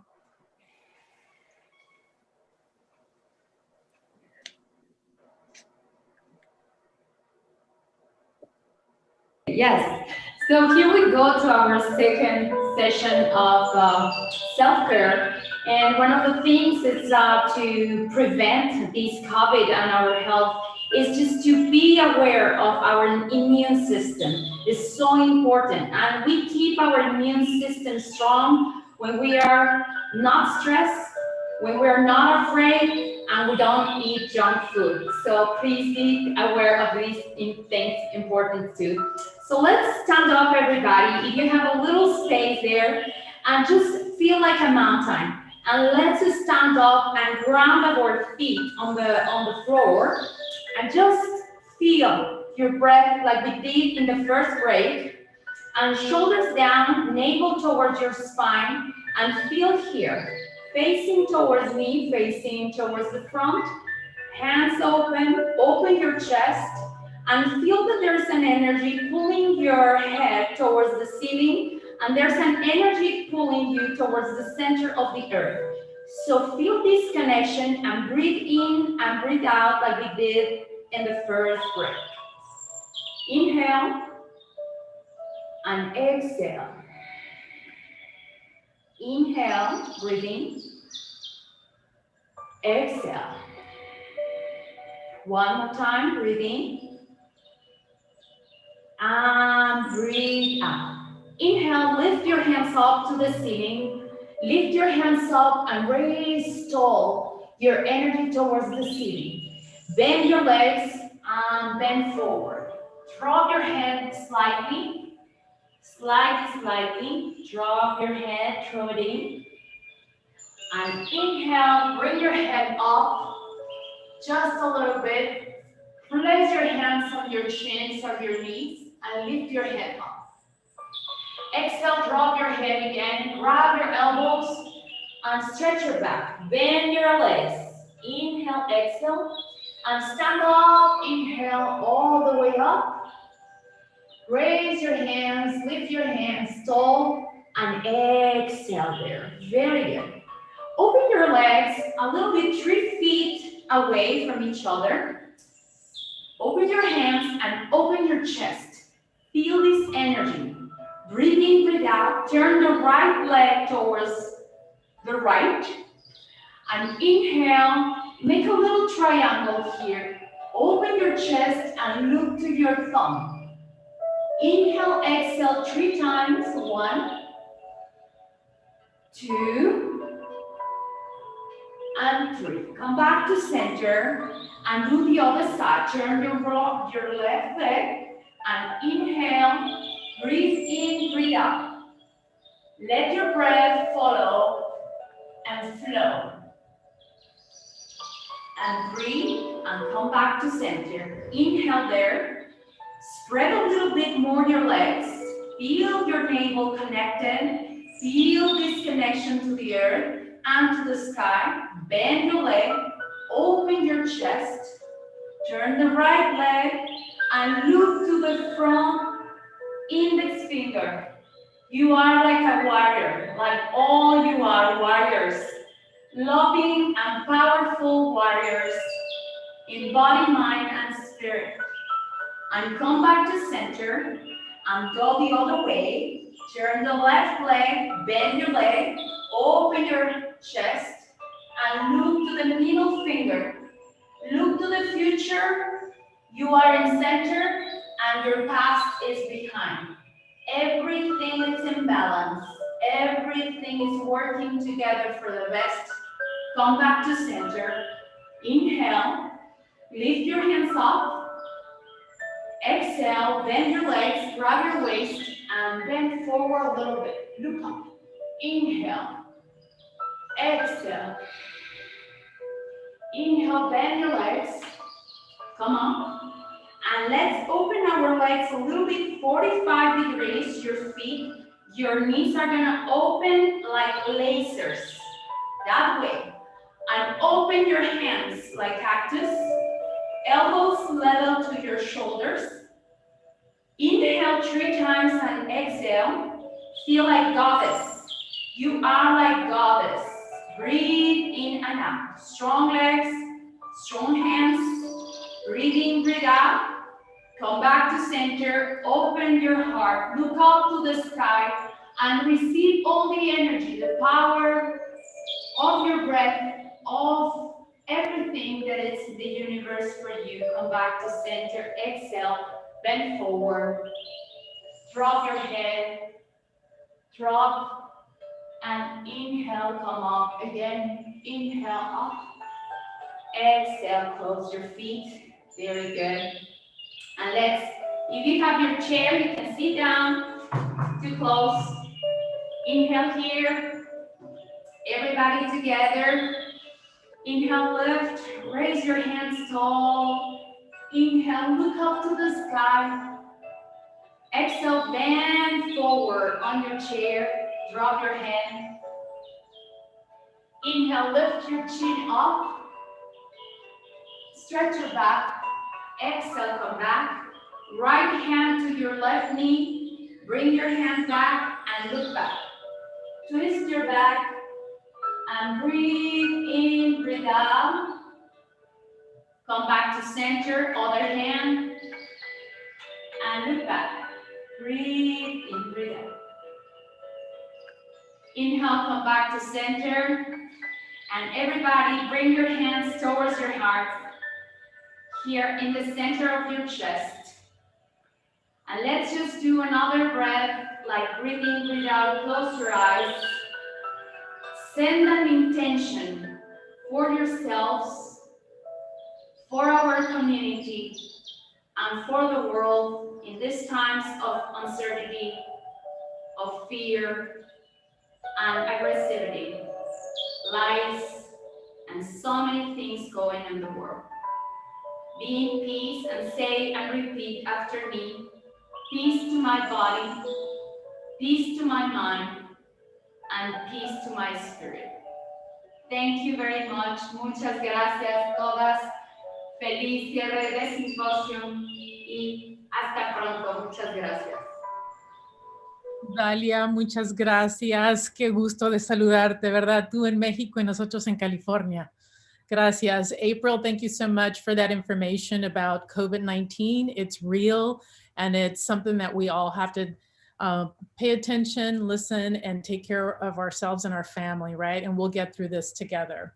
Thank you so much. We're moving on. So now we're going to introduce a wonderful person, Latina elected official in National City. She serves on the San Diego Association of Governments, the Sweetwater Authority, and the Metropolitan Transit System Board.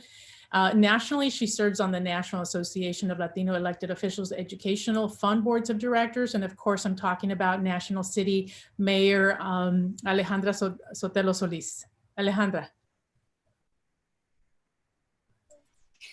Buenos días a todos y todas que nos andan viendo. And it's amazing to know that we have participants from Latino America, de Mexico. And this is just the impact that Mana de San Diego makes. So I'm very proud to be here with all of these powerful mujeres. I'm looking at my screen here. I have the gallery opportunity here.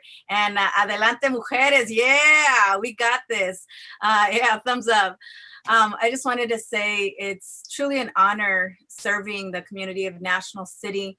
In 2008, when I was elected city council member, I served there for 10 years.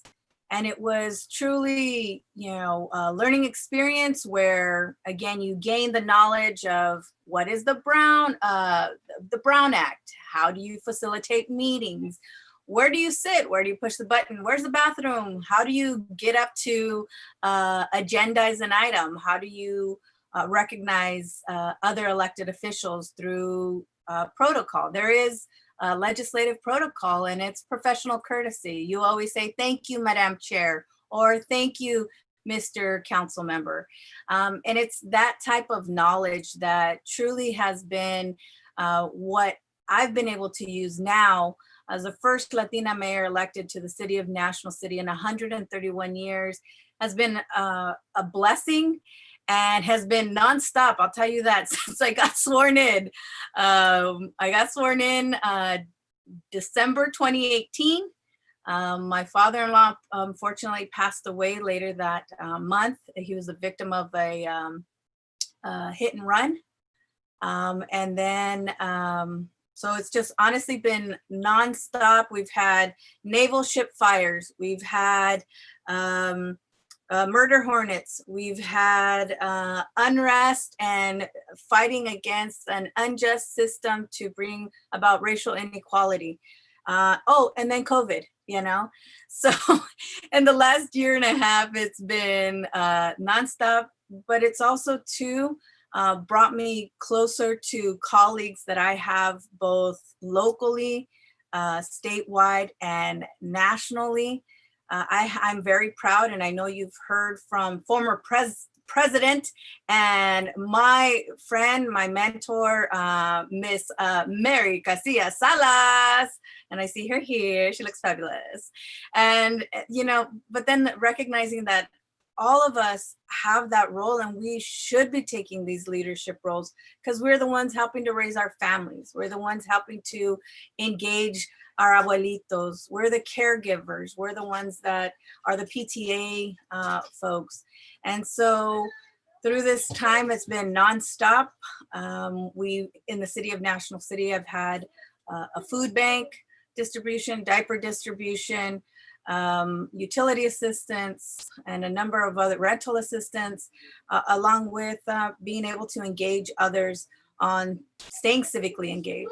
So what I would love to, you know, encourage, and again, I'll pause, I'll take a breath, but I will pause for questions from the moderator, because I think it's really important as an elected official. It took a path to get there. And there's so many people that drink the haterade that tell you, oh, it's not your time, or oh, no se puede, or oh, you're too young, or oh, you're too this, or oh, wear your glasses because you look smarter, or oh, how about a family, or oh, what about your kids, and oh. So I would love to, you know, just share, you know, via some of the questions that some of the moderators have, but also to encourage our hermanitas, all of the mujeres, and even the allies, the hermanos that are watching, to consider running for office. And it's not always at the mayor or council level. It's at the commissioner, it's at the board level, it's at the Parks and Rec department at your city, it's at the PTA level. All of these elements really have value, and we need your voice at the table. And so with that, Miss Elsa, I know we do have a couple questions that they wanted me to answer, but I wanted to just make that first statement because I've been distance learning with my husband and my 3 little ones. So si las escuchan, they were doing catechism right now. So we got to make sure that they finish up. But you know, it's balancing day to day. This is what it is. So, Miss Elsa. Yeah, question. You know, you get the people who tell you, who discourage you, really, right? And so how do you overcome that? And how do you decide, yes, I'm going to run? And why do you decide? Well, it's also that great question. I think it's also based off of where you've been, your life experiences, how you feel you can contribute to the community. I'm 3rd generation, my girls are 4th generation. So in National City, when we talk about the engagement aspect of it, that means something when you can say, I have roots here in this community. I take my kids to the public school. I went to that public school. I'm a former Miss National City. So, you know, Reina, once a queen, always a queen, I have to mention, you know, but I think it's that level of connectedness. And then just knowing that there will always be the people that may not like you, and people who say, no, that's not what you should be doing. And you surround yourself with people, not yes people, because they're the ones that are going to tell you, okay, yeah, you look great, but the way you articulated that message or the delivery on this, let's tweak it and let's improve it by going this route. Or, you know what? You sounded amazing, but I could not focus because you had a piece of food in your teeth, you know, or, you know, it's that type of circle and trust of people that you really want to get in your inner circle. And that can be, again, your mom and your parents are always going to be there, and they're usually there in your cheering section, but people who are part of the profession as well, that understand the bigger picture of politics and the impact. But also too, if it's in your heart, if you feel it here, when you feel it here, it's going to articulate and come out as sincere. And I would just say, you know that that's like with any career, there's going to be people who just may not feel you, and that's okay. Yeah. And it could be personal, right? They could be just a negative person, or they're just like, I just don't see you in this position, but you have to do what you have to do. So we have some questions. Aixa, can you take it away? Sure. One of the questions is, how can I be powerful without alienating people? How can I be power? And before I answer that question, I want to remind everybody that the QR code that you see on your screen right now, this will take you to the county, the San Diego County Boards and Commissions, and each of our municipalities, our cities, have their own website for our own individual boards and commissions. So I want to encourage everybody to scan the QR code and start the process. The learning is part of that process. So I think how we stay powerful without alienating is welcoming people to be part of our movement. Knowing that we are part of a bigger, again, not a moment, but a movement. And knowing that we together are gonna walk hand in hand, sometimes a little slower, sometimes running, but making sure that we as all walks of life, and I forget who mentioned it earlier, we come from all walks of life. Some of us speak Spanish, some of us don't. Some of us have brown hair, some of us have light hair, some of us are darker skin, some of us are lighter skin. And being welcoming to all of it.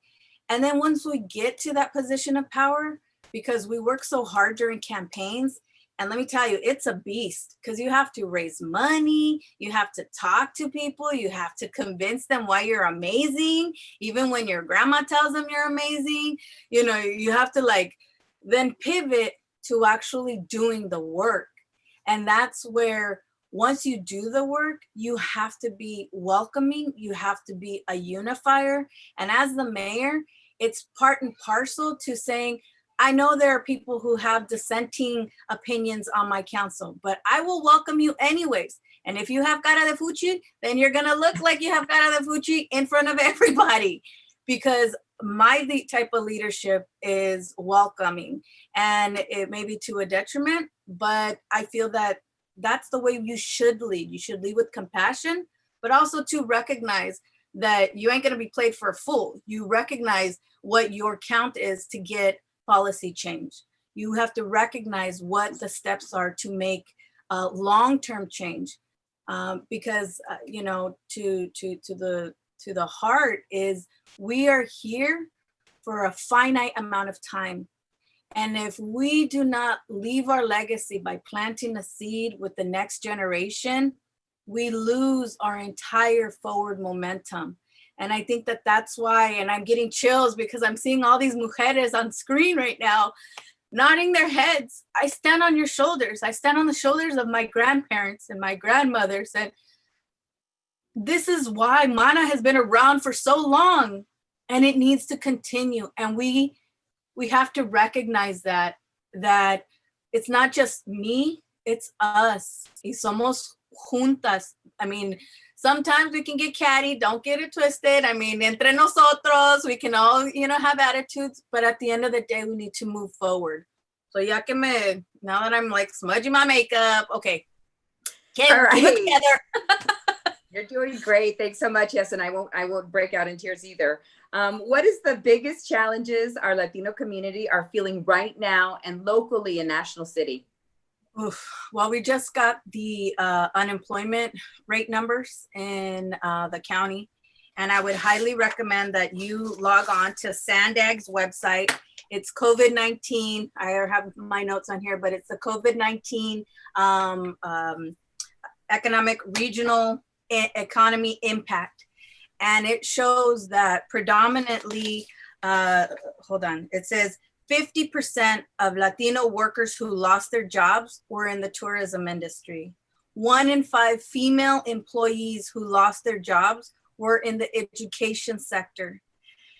176,000 workers unemployed due to COVID-19 impacts the San Diego region, and 80% of job loss due to COVID-19 was in the tourism, retail, and education sectors. And many, many, many Latinos were impacted. I mean, disproportionately impacted. And these were, again, sectors in the high contact and close proximity occupations. I share all that wonkiness, all that data, because as we start talking about the health response, which is what we've been doing, stay home, wash your hands, wear your mask, but also too, don't go to the bautizo, por favor. Don't go to the quinceañera, even though everybody's social distancing, stay away. I know it's hard. I wasn't able to celebrate my abuela's big birthday. We did a drive-by and we're like, bye abuela, I love you. And it's like, it's kind of like, you know, we'd love to be able to do so much more, but we can only do what we can do right now. And if we're not alive to celebrate it for next year, what's the big deal? And in our communities, we have a high comorbidity rate of diabetes and heart disease. Those are the two big comorbidities or illnesses that cause more or the ability to contract COVID-19 and have more impact on your system. So as we move forward, it's COVID-19, it's the health response, which what we've been able to do. We have 5 free testing locations in National City.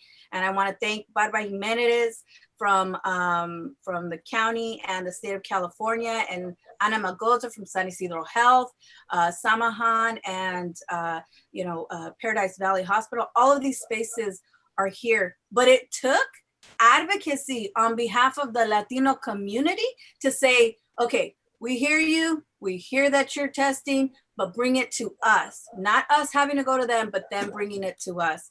So it's all of those things. It's the health response is going to equal an economic response. And that's where jobs and all of the job loss is going to have not only impact now, but it's going to have continued impact. And they're saying for the next few years. And if we cannot, as a community, because we're dealing with roof overhead, food and belly, we really need to start talking about the economics of it. How can we then use this time to train? How can we use this time to educate ourselves for the next careers that are in the queue post-COVID? Yes, thank you so much, Mayor Sotelo Solis. We appreciate your time and your wisdom. Keep fighting the fight in National City and supporting the community there. Thank you so much for being with us today. Well, thank you all again. Un abrazo. Un abrazo. Moving right along, I'd like to introduce Leticia Cáceres, a member of the Southwestern Community College Governing Board and ACLU San Diego and Imperial County Board Chair. I see her right there. Leticia will be sharing thoughts about going beyond racism, advocating for change, and we'll take some questions after that. But Leticia, go ahead, take it away. All right, I know we are running out of time, so I have 10 minutes and I'm going to take my full 10 minutes to talk about racism, and because, and my thoughts about how we can talk about it in a civil way or work to dismantle it. So I'll get right into it. Full disclaimer, I am not a critical race theory expert or certified trainer on diversity, equity, and inclusion. What I am, though, is someone who is ready to do my part to learn, listen, and inspire courageous conversations and action. My objective is to make you think critically, even if this means you disagree with me, to be open to listening and be aware of what rises in you, to be curious and willing to ask yourself, not what can I do to fight against racism, but what will I do? So the title of this talk is called Beyond Racism. I didn't choose it. In fact, I was going to have them change it because I felt as if I was trying to move us past racism, like a colorblind society, which I am against. And you may have heard people say, oh, I don't see color, I don't see race, I see all people as equal. This country has been built off the backs of people of color, yet our laws, policies, and practices have been developed to oppress people of color. So to not see race, in my opinion, is to deny that there is a problem, and it's a cop-out. It keeps that person in denial. But after some thought, I thought, okay, I'm gonna reclaim or claim this title to say that we should look beyond individual racism and look instead at systemic racism as the way to move forward. And what I mean is that rather than spend so much time and energy on arguing or trying to persuade individuals in our communities on Facebook, that we channel it to changing the policies, laws, and social practices that have allowed racism to thrive for all these years. We are living in the most divisive times of my lifetime. These last several years have revealed the ugly truth that racism is alive and well. We are seeing the result of bottled up racist ideas coming from people we thought we knew. Different perspectives clashing over whether we should be centering Black lives over blue lives or all lives, whether anti-Blackness is truly an issue in the Latino community, or if people of color can be racist. This racial reckoning is long overdue, but we are seeing the impact on our relationships and well-being like no other time, in large part because of COVID-19. In fact, we are experiencing two pandemics at the same time, COVID-19 and racism. And because of this, our collective mental health is suffering, and the new technology like social media is making it 10 times worse. The real and perceived hate is causing fractures, dividing families and communities. So what do? What can each of us do to dismantle racism? It's a daunting thought, I know, but we can all be part of the change we seek in 3 ways. First, by education, second, reflection, and third, action. Let's start with education, number 1. A very brief education, since I now only have 7 minutes, but I provided some resources that can help. But it's important to discuss shared definitions to better understand my brief talk. First, what is individual racism? This includes face-to-face or covert actions or words toward a person that intentionally expresses prejudice, hate, or bias based on race. The second, systemic or institutional racism, they are used interchangeably, refers to how ideas of white superiority are captured in everyday thinking within our institutions and society, like our schools and the places we work. It looks beyond one-on-one interactions and instead looks at the policies and practices we operate in that have been in place for hundreds of years. The third definition, anti-Blackness. It is racism and systemic racism that centers prejudice, hate, or bias towards Blacks. The concept of anti-Blackness pushes back against this idea that all ethnic minorities have the same lived experience and can be shoved under a singular umbrella term like racism. This is not to minimize racism against Latinos or any other race or ethnicity, but it is still worth carving out clear definitions for the kinds of racism that disproportionately affect certain groups like Blacks. Finally, anti-racism. Being anti-racist is actively fighting against all forms of racism, not just being passive. As I mentioned, I believe we need to focus our energy on changing the policies, laws, and social practices that have brought us to this point in time, again referred to as systemic racism. A few examples, the wealth gap or income inequality. So did you know that the median net worth for a white family is roughly $134,000? But for Latinos, it's $14,000, and Black family, it's $11,000.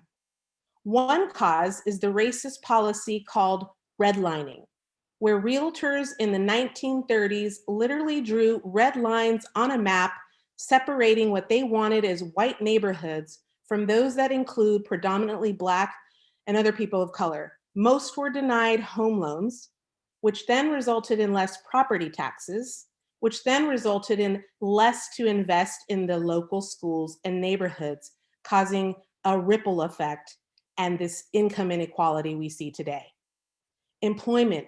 Black unemployment is always about twice as high as white unemployment. Hiring practices contribute.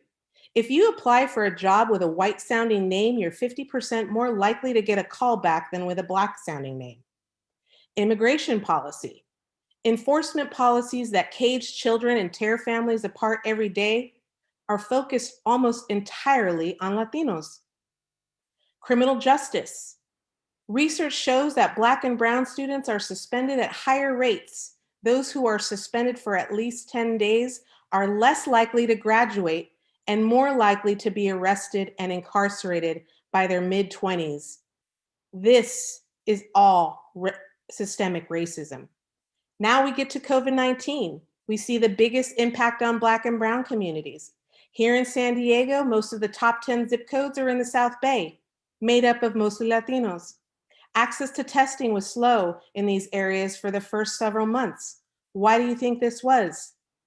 Systemic racism. Here is a reality.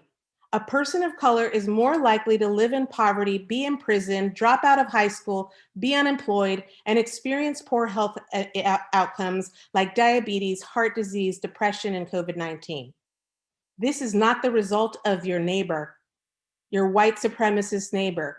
This was designed by policies rooted in white supremacy.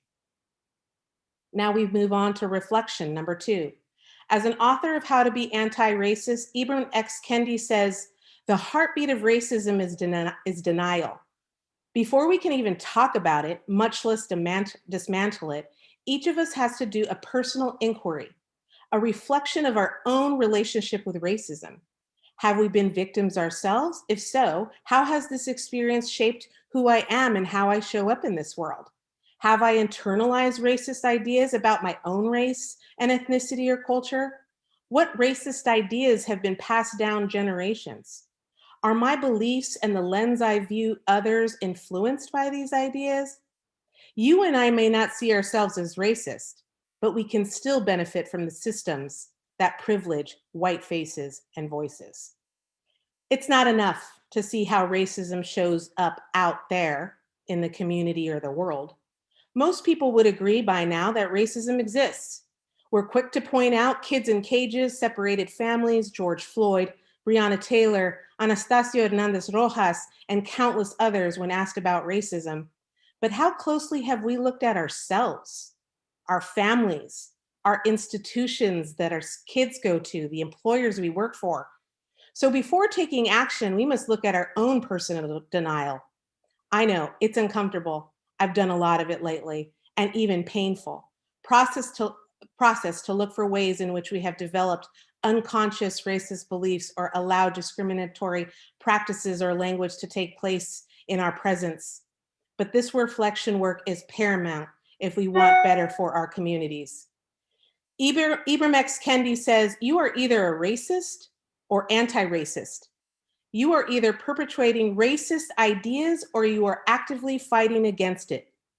Saying you are not racist is actually racist in and of itself because you are complicit, not doing anything about it. I have included some resources to help you with this critical reflection. So this brings us to the third step, taking action. Here are some examples of what you can do. Oh, thank you for that. First, educate yourself.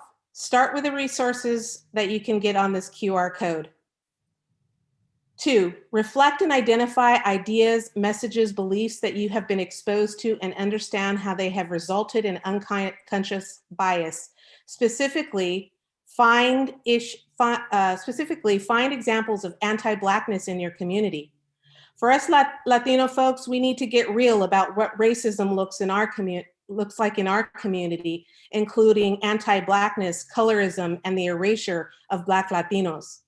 3, learn to be an intersectional ally. This means that if you're for immigrant rights, you should also be for Black and transgender lives. Speak up for other people of color when they are not in the room. Address microaggressions against others. Think that against yourself and others. Think, you speak good English, you are so articulate, or you don't look Mexican. 4, start or join a book club or group with friends for a shared learning journey. 5, create a professional learning circle at your place of work. 6, apply to a fellowship or leadership program designed for addressing racism or lifting up leaders, people of color, like Rockwood. 7, support organizations doing anti-racist work.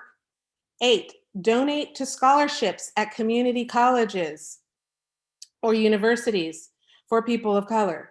9, get engaged in your community, as Mayor Sotelo Solis mentioned, as a city commissioner, advisory board member, even a student group on your campus, and run for office. And finally, vote. Especially vote on yes on 15 and 16, and locally Measure B, to name a few that directly address systemic racism. As author Louve Ajayi,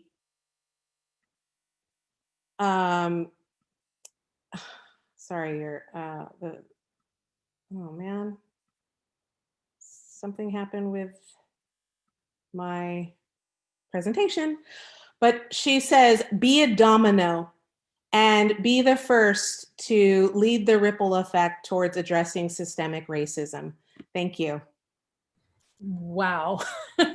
We can go on and on, Leticia. Thank you so much.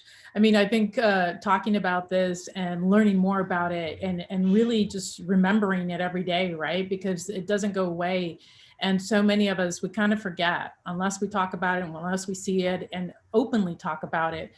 It's very, very important. I know we're over time, and we really appreciate all your insight, your passion, your skills, your knowledge, and this really helps us. And I'm glad we have that QR code so that we can all go to it and learn more about it, right? And do something about it. So that's fantastic. Thank you so much. And just a plug for the ACLU voter guide that's in there. It gives a really good analysis of the local propositions and measures. So I really want to push that. Fantastic. Yeah, because we need the help, right? That's really difficult to go through a lot of those, and we don't really know. You read it and you're still kind of confused about it. So thank you again, Leticia. So we are going to move along, and now I would like to, no, wait a minute. I'm reading Rosa's part. We're moving right along, so we're going to introduce Rosa Maria Hernandez. She's the Director of Development and Member Services at MANA de San Diego. Rosa.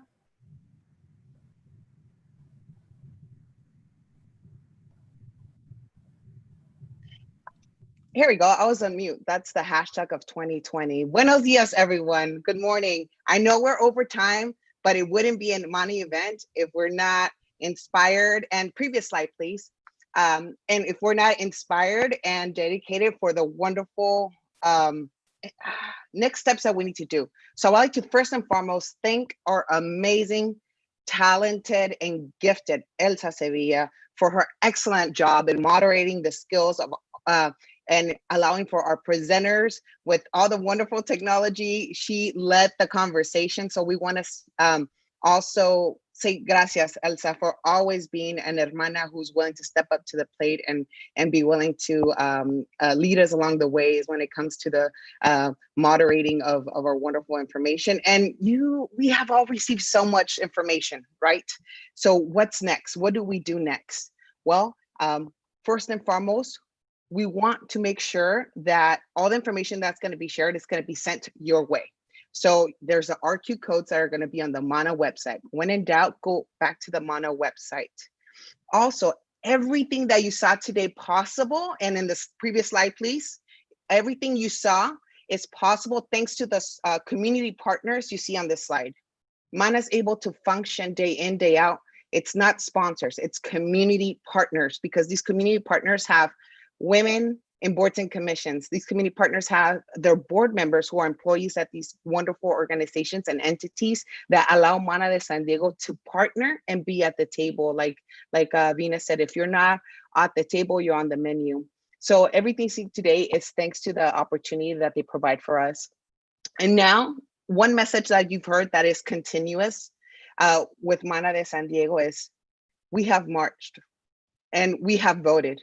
Or we will be voting pretty soon. So put a number 1 if you already voted on the chat. Put a number 1 so that everybody knows how many. And put a number 2 if you're about to vote this weekend as well. So let's make sure we hold each other accountable. And now 3, let's make sure that we put Latinas at the table.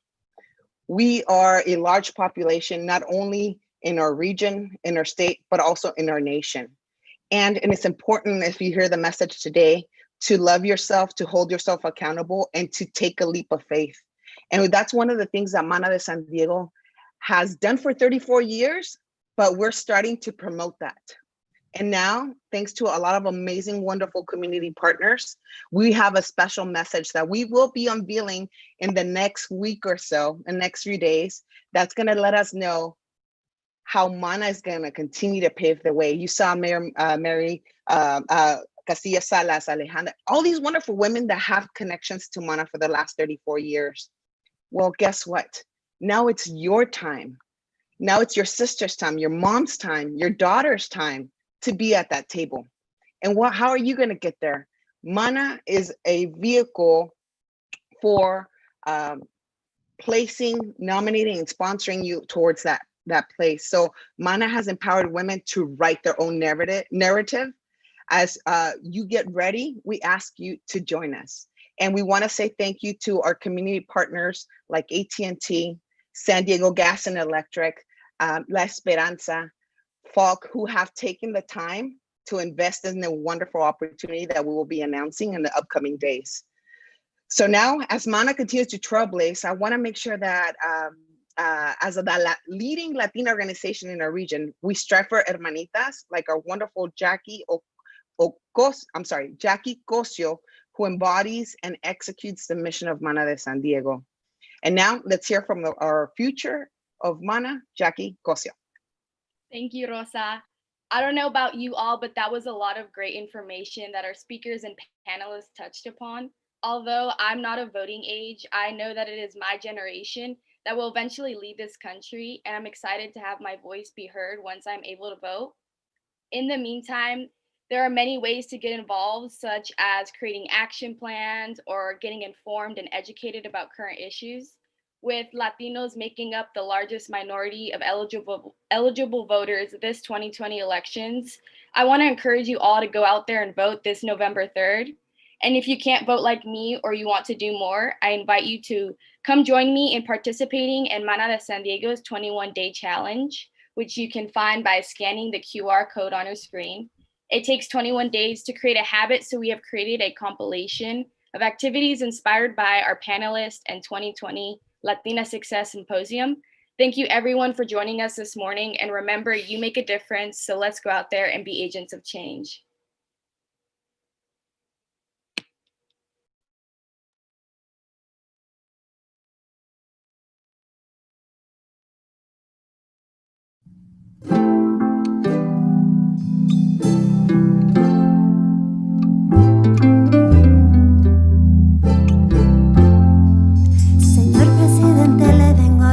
No tengo papeles para trabajar. Señor presidente, pregunto por qué matan al moreno con piel de café.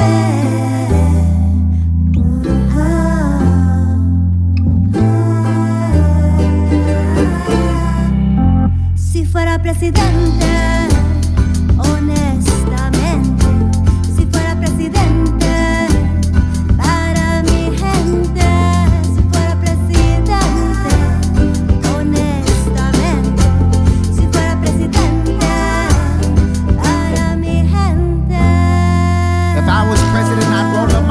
As I face the congregation, first thing I do is free education. And every third period, yo, we practice meditation. Like a brown Robin Hood, I'd take from the rich and I'd give to the poor, so my little sister ain't gotta be hungry no more.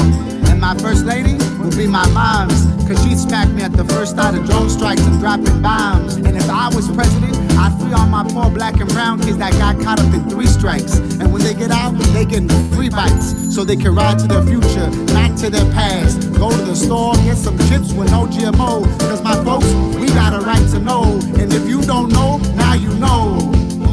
Me gusta la lima, me gusta el limón, pero no me gusta tanta corrupción. Honestamente, si fuera presidente,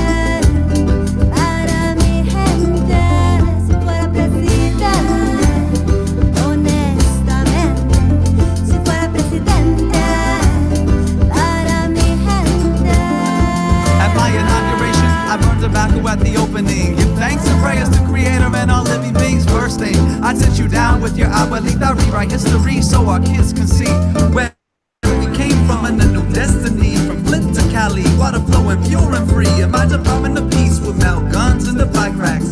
Budget cuts to corporate kickbacks. If I was president, well, that'd still be drama. Takes a village to kill our generational trauma. So shake your spine, put your hands up high. We got a different kind of party in the White House tonight. If I was president, hey, what would I do? If I was president, hey,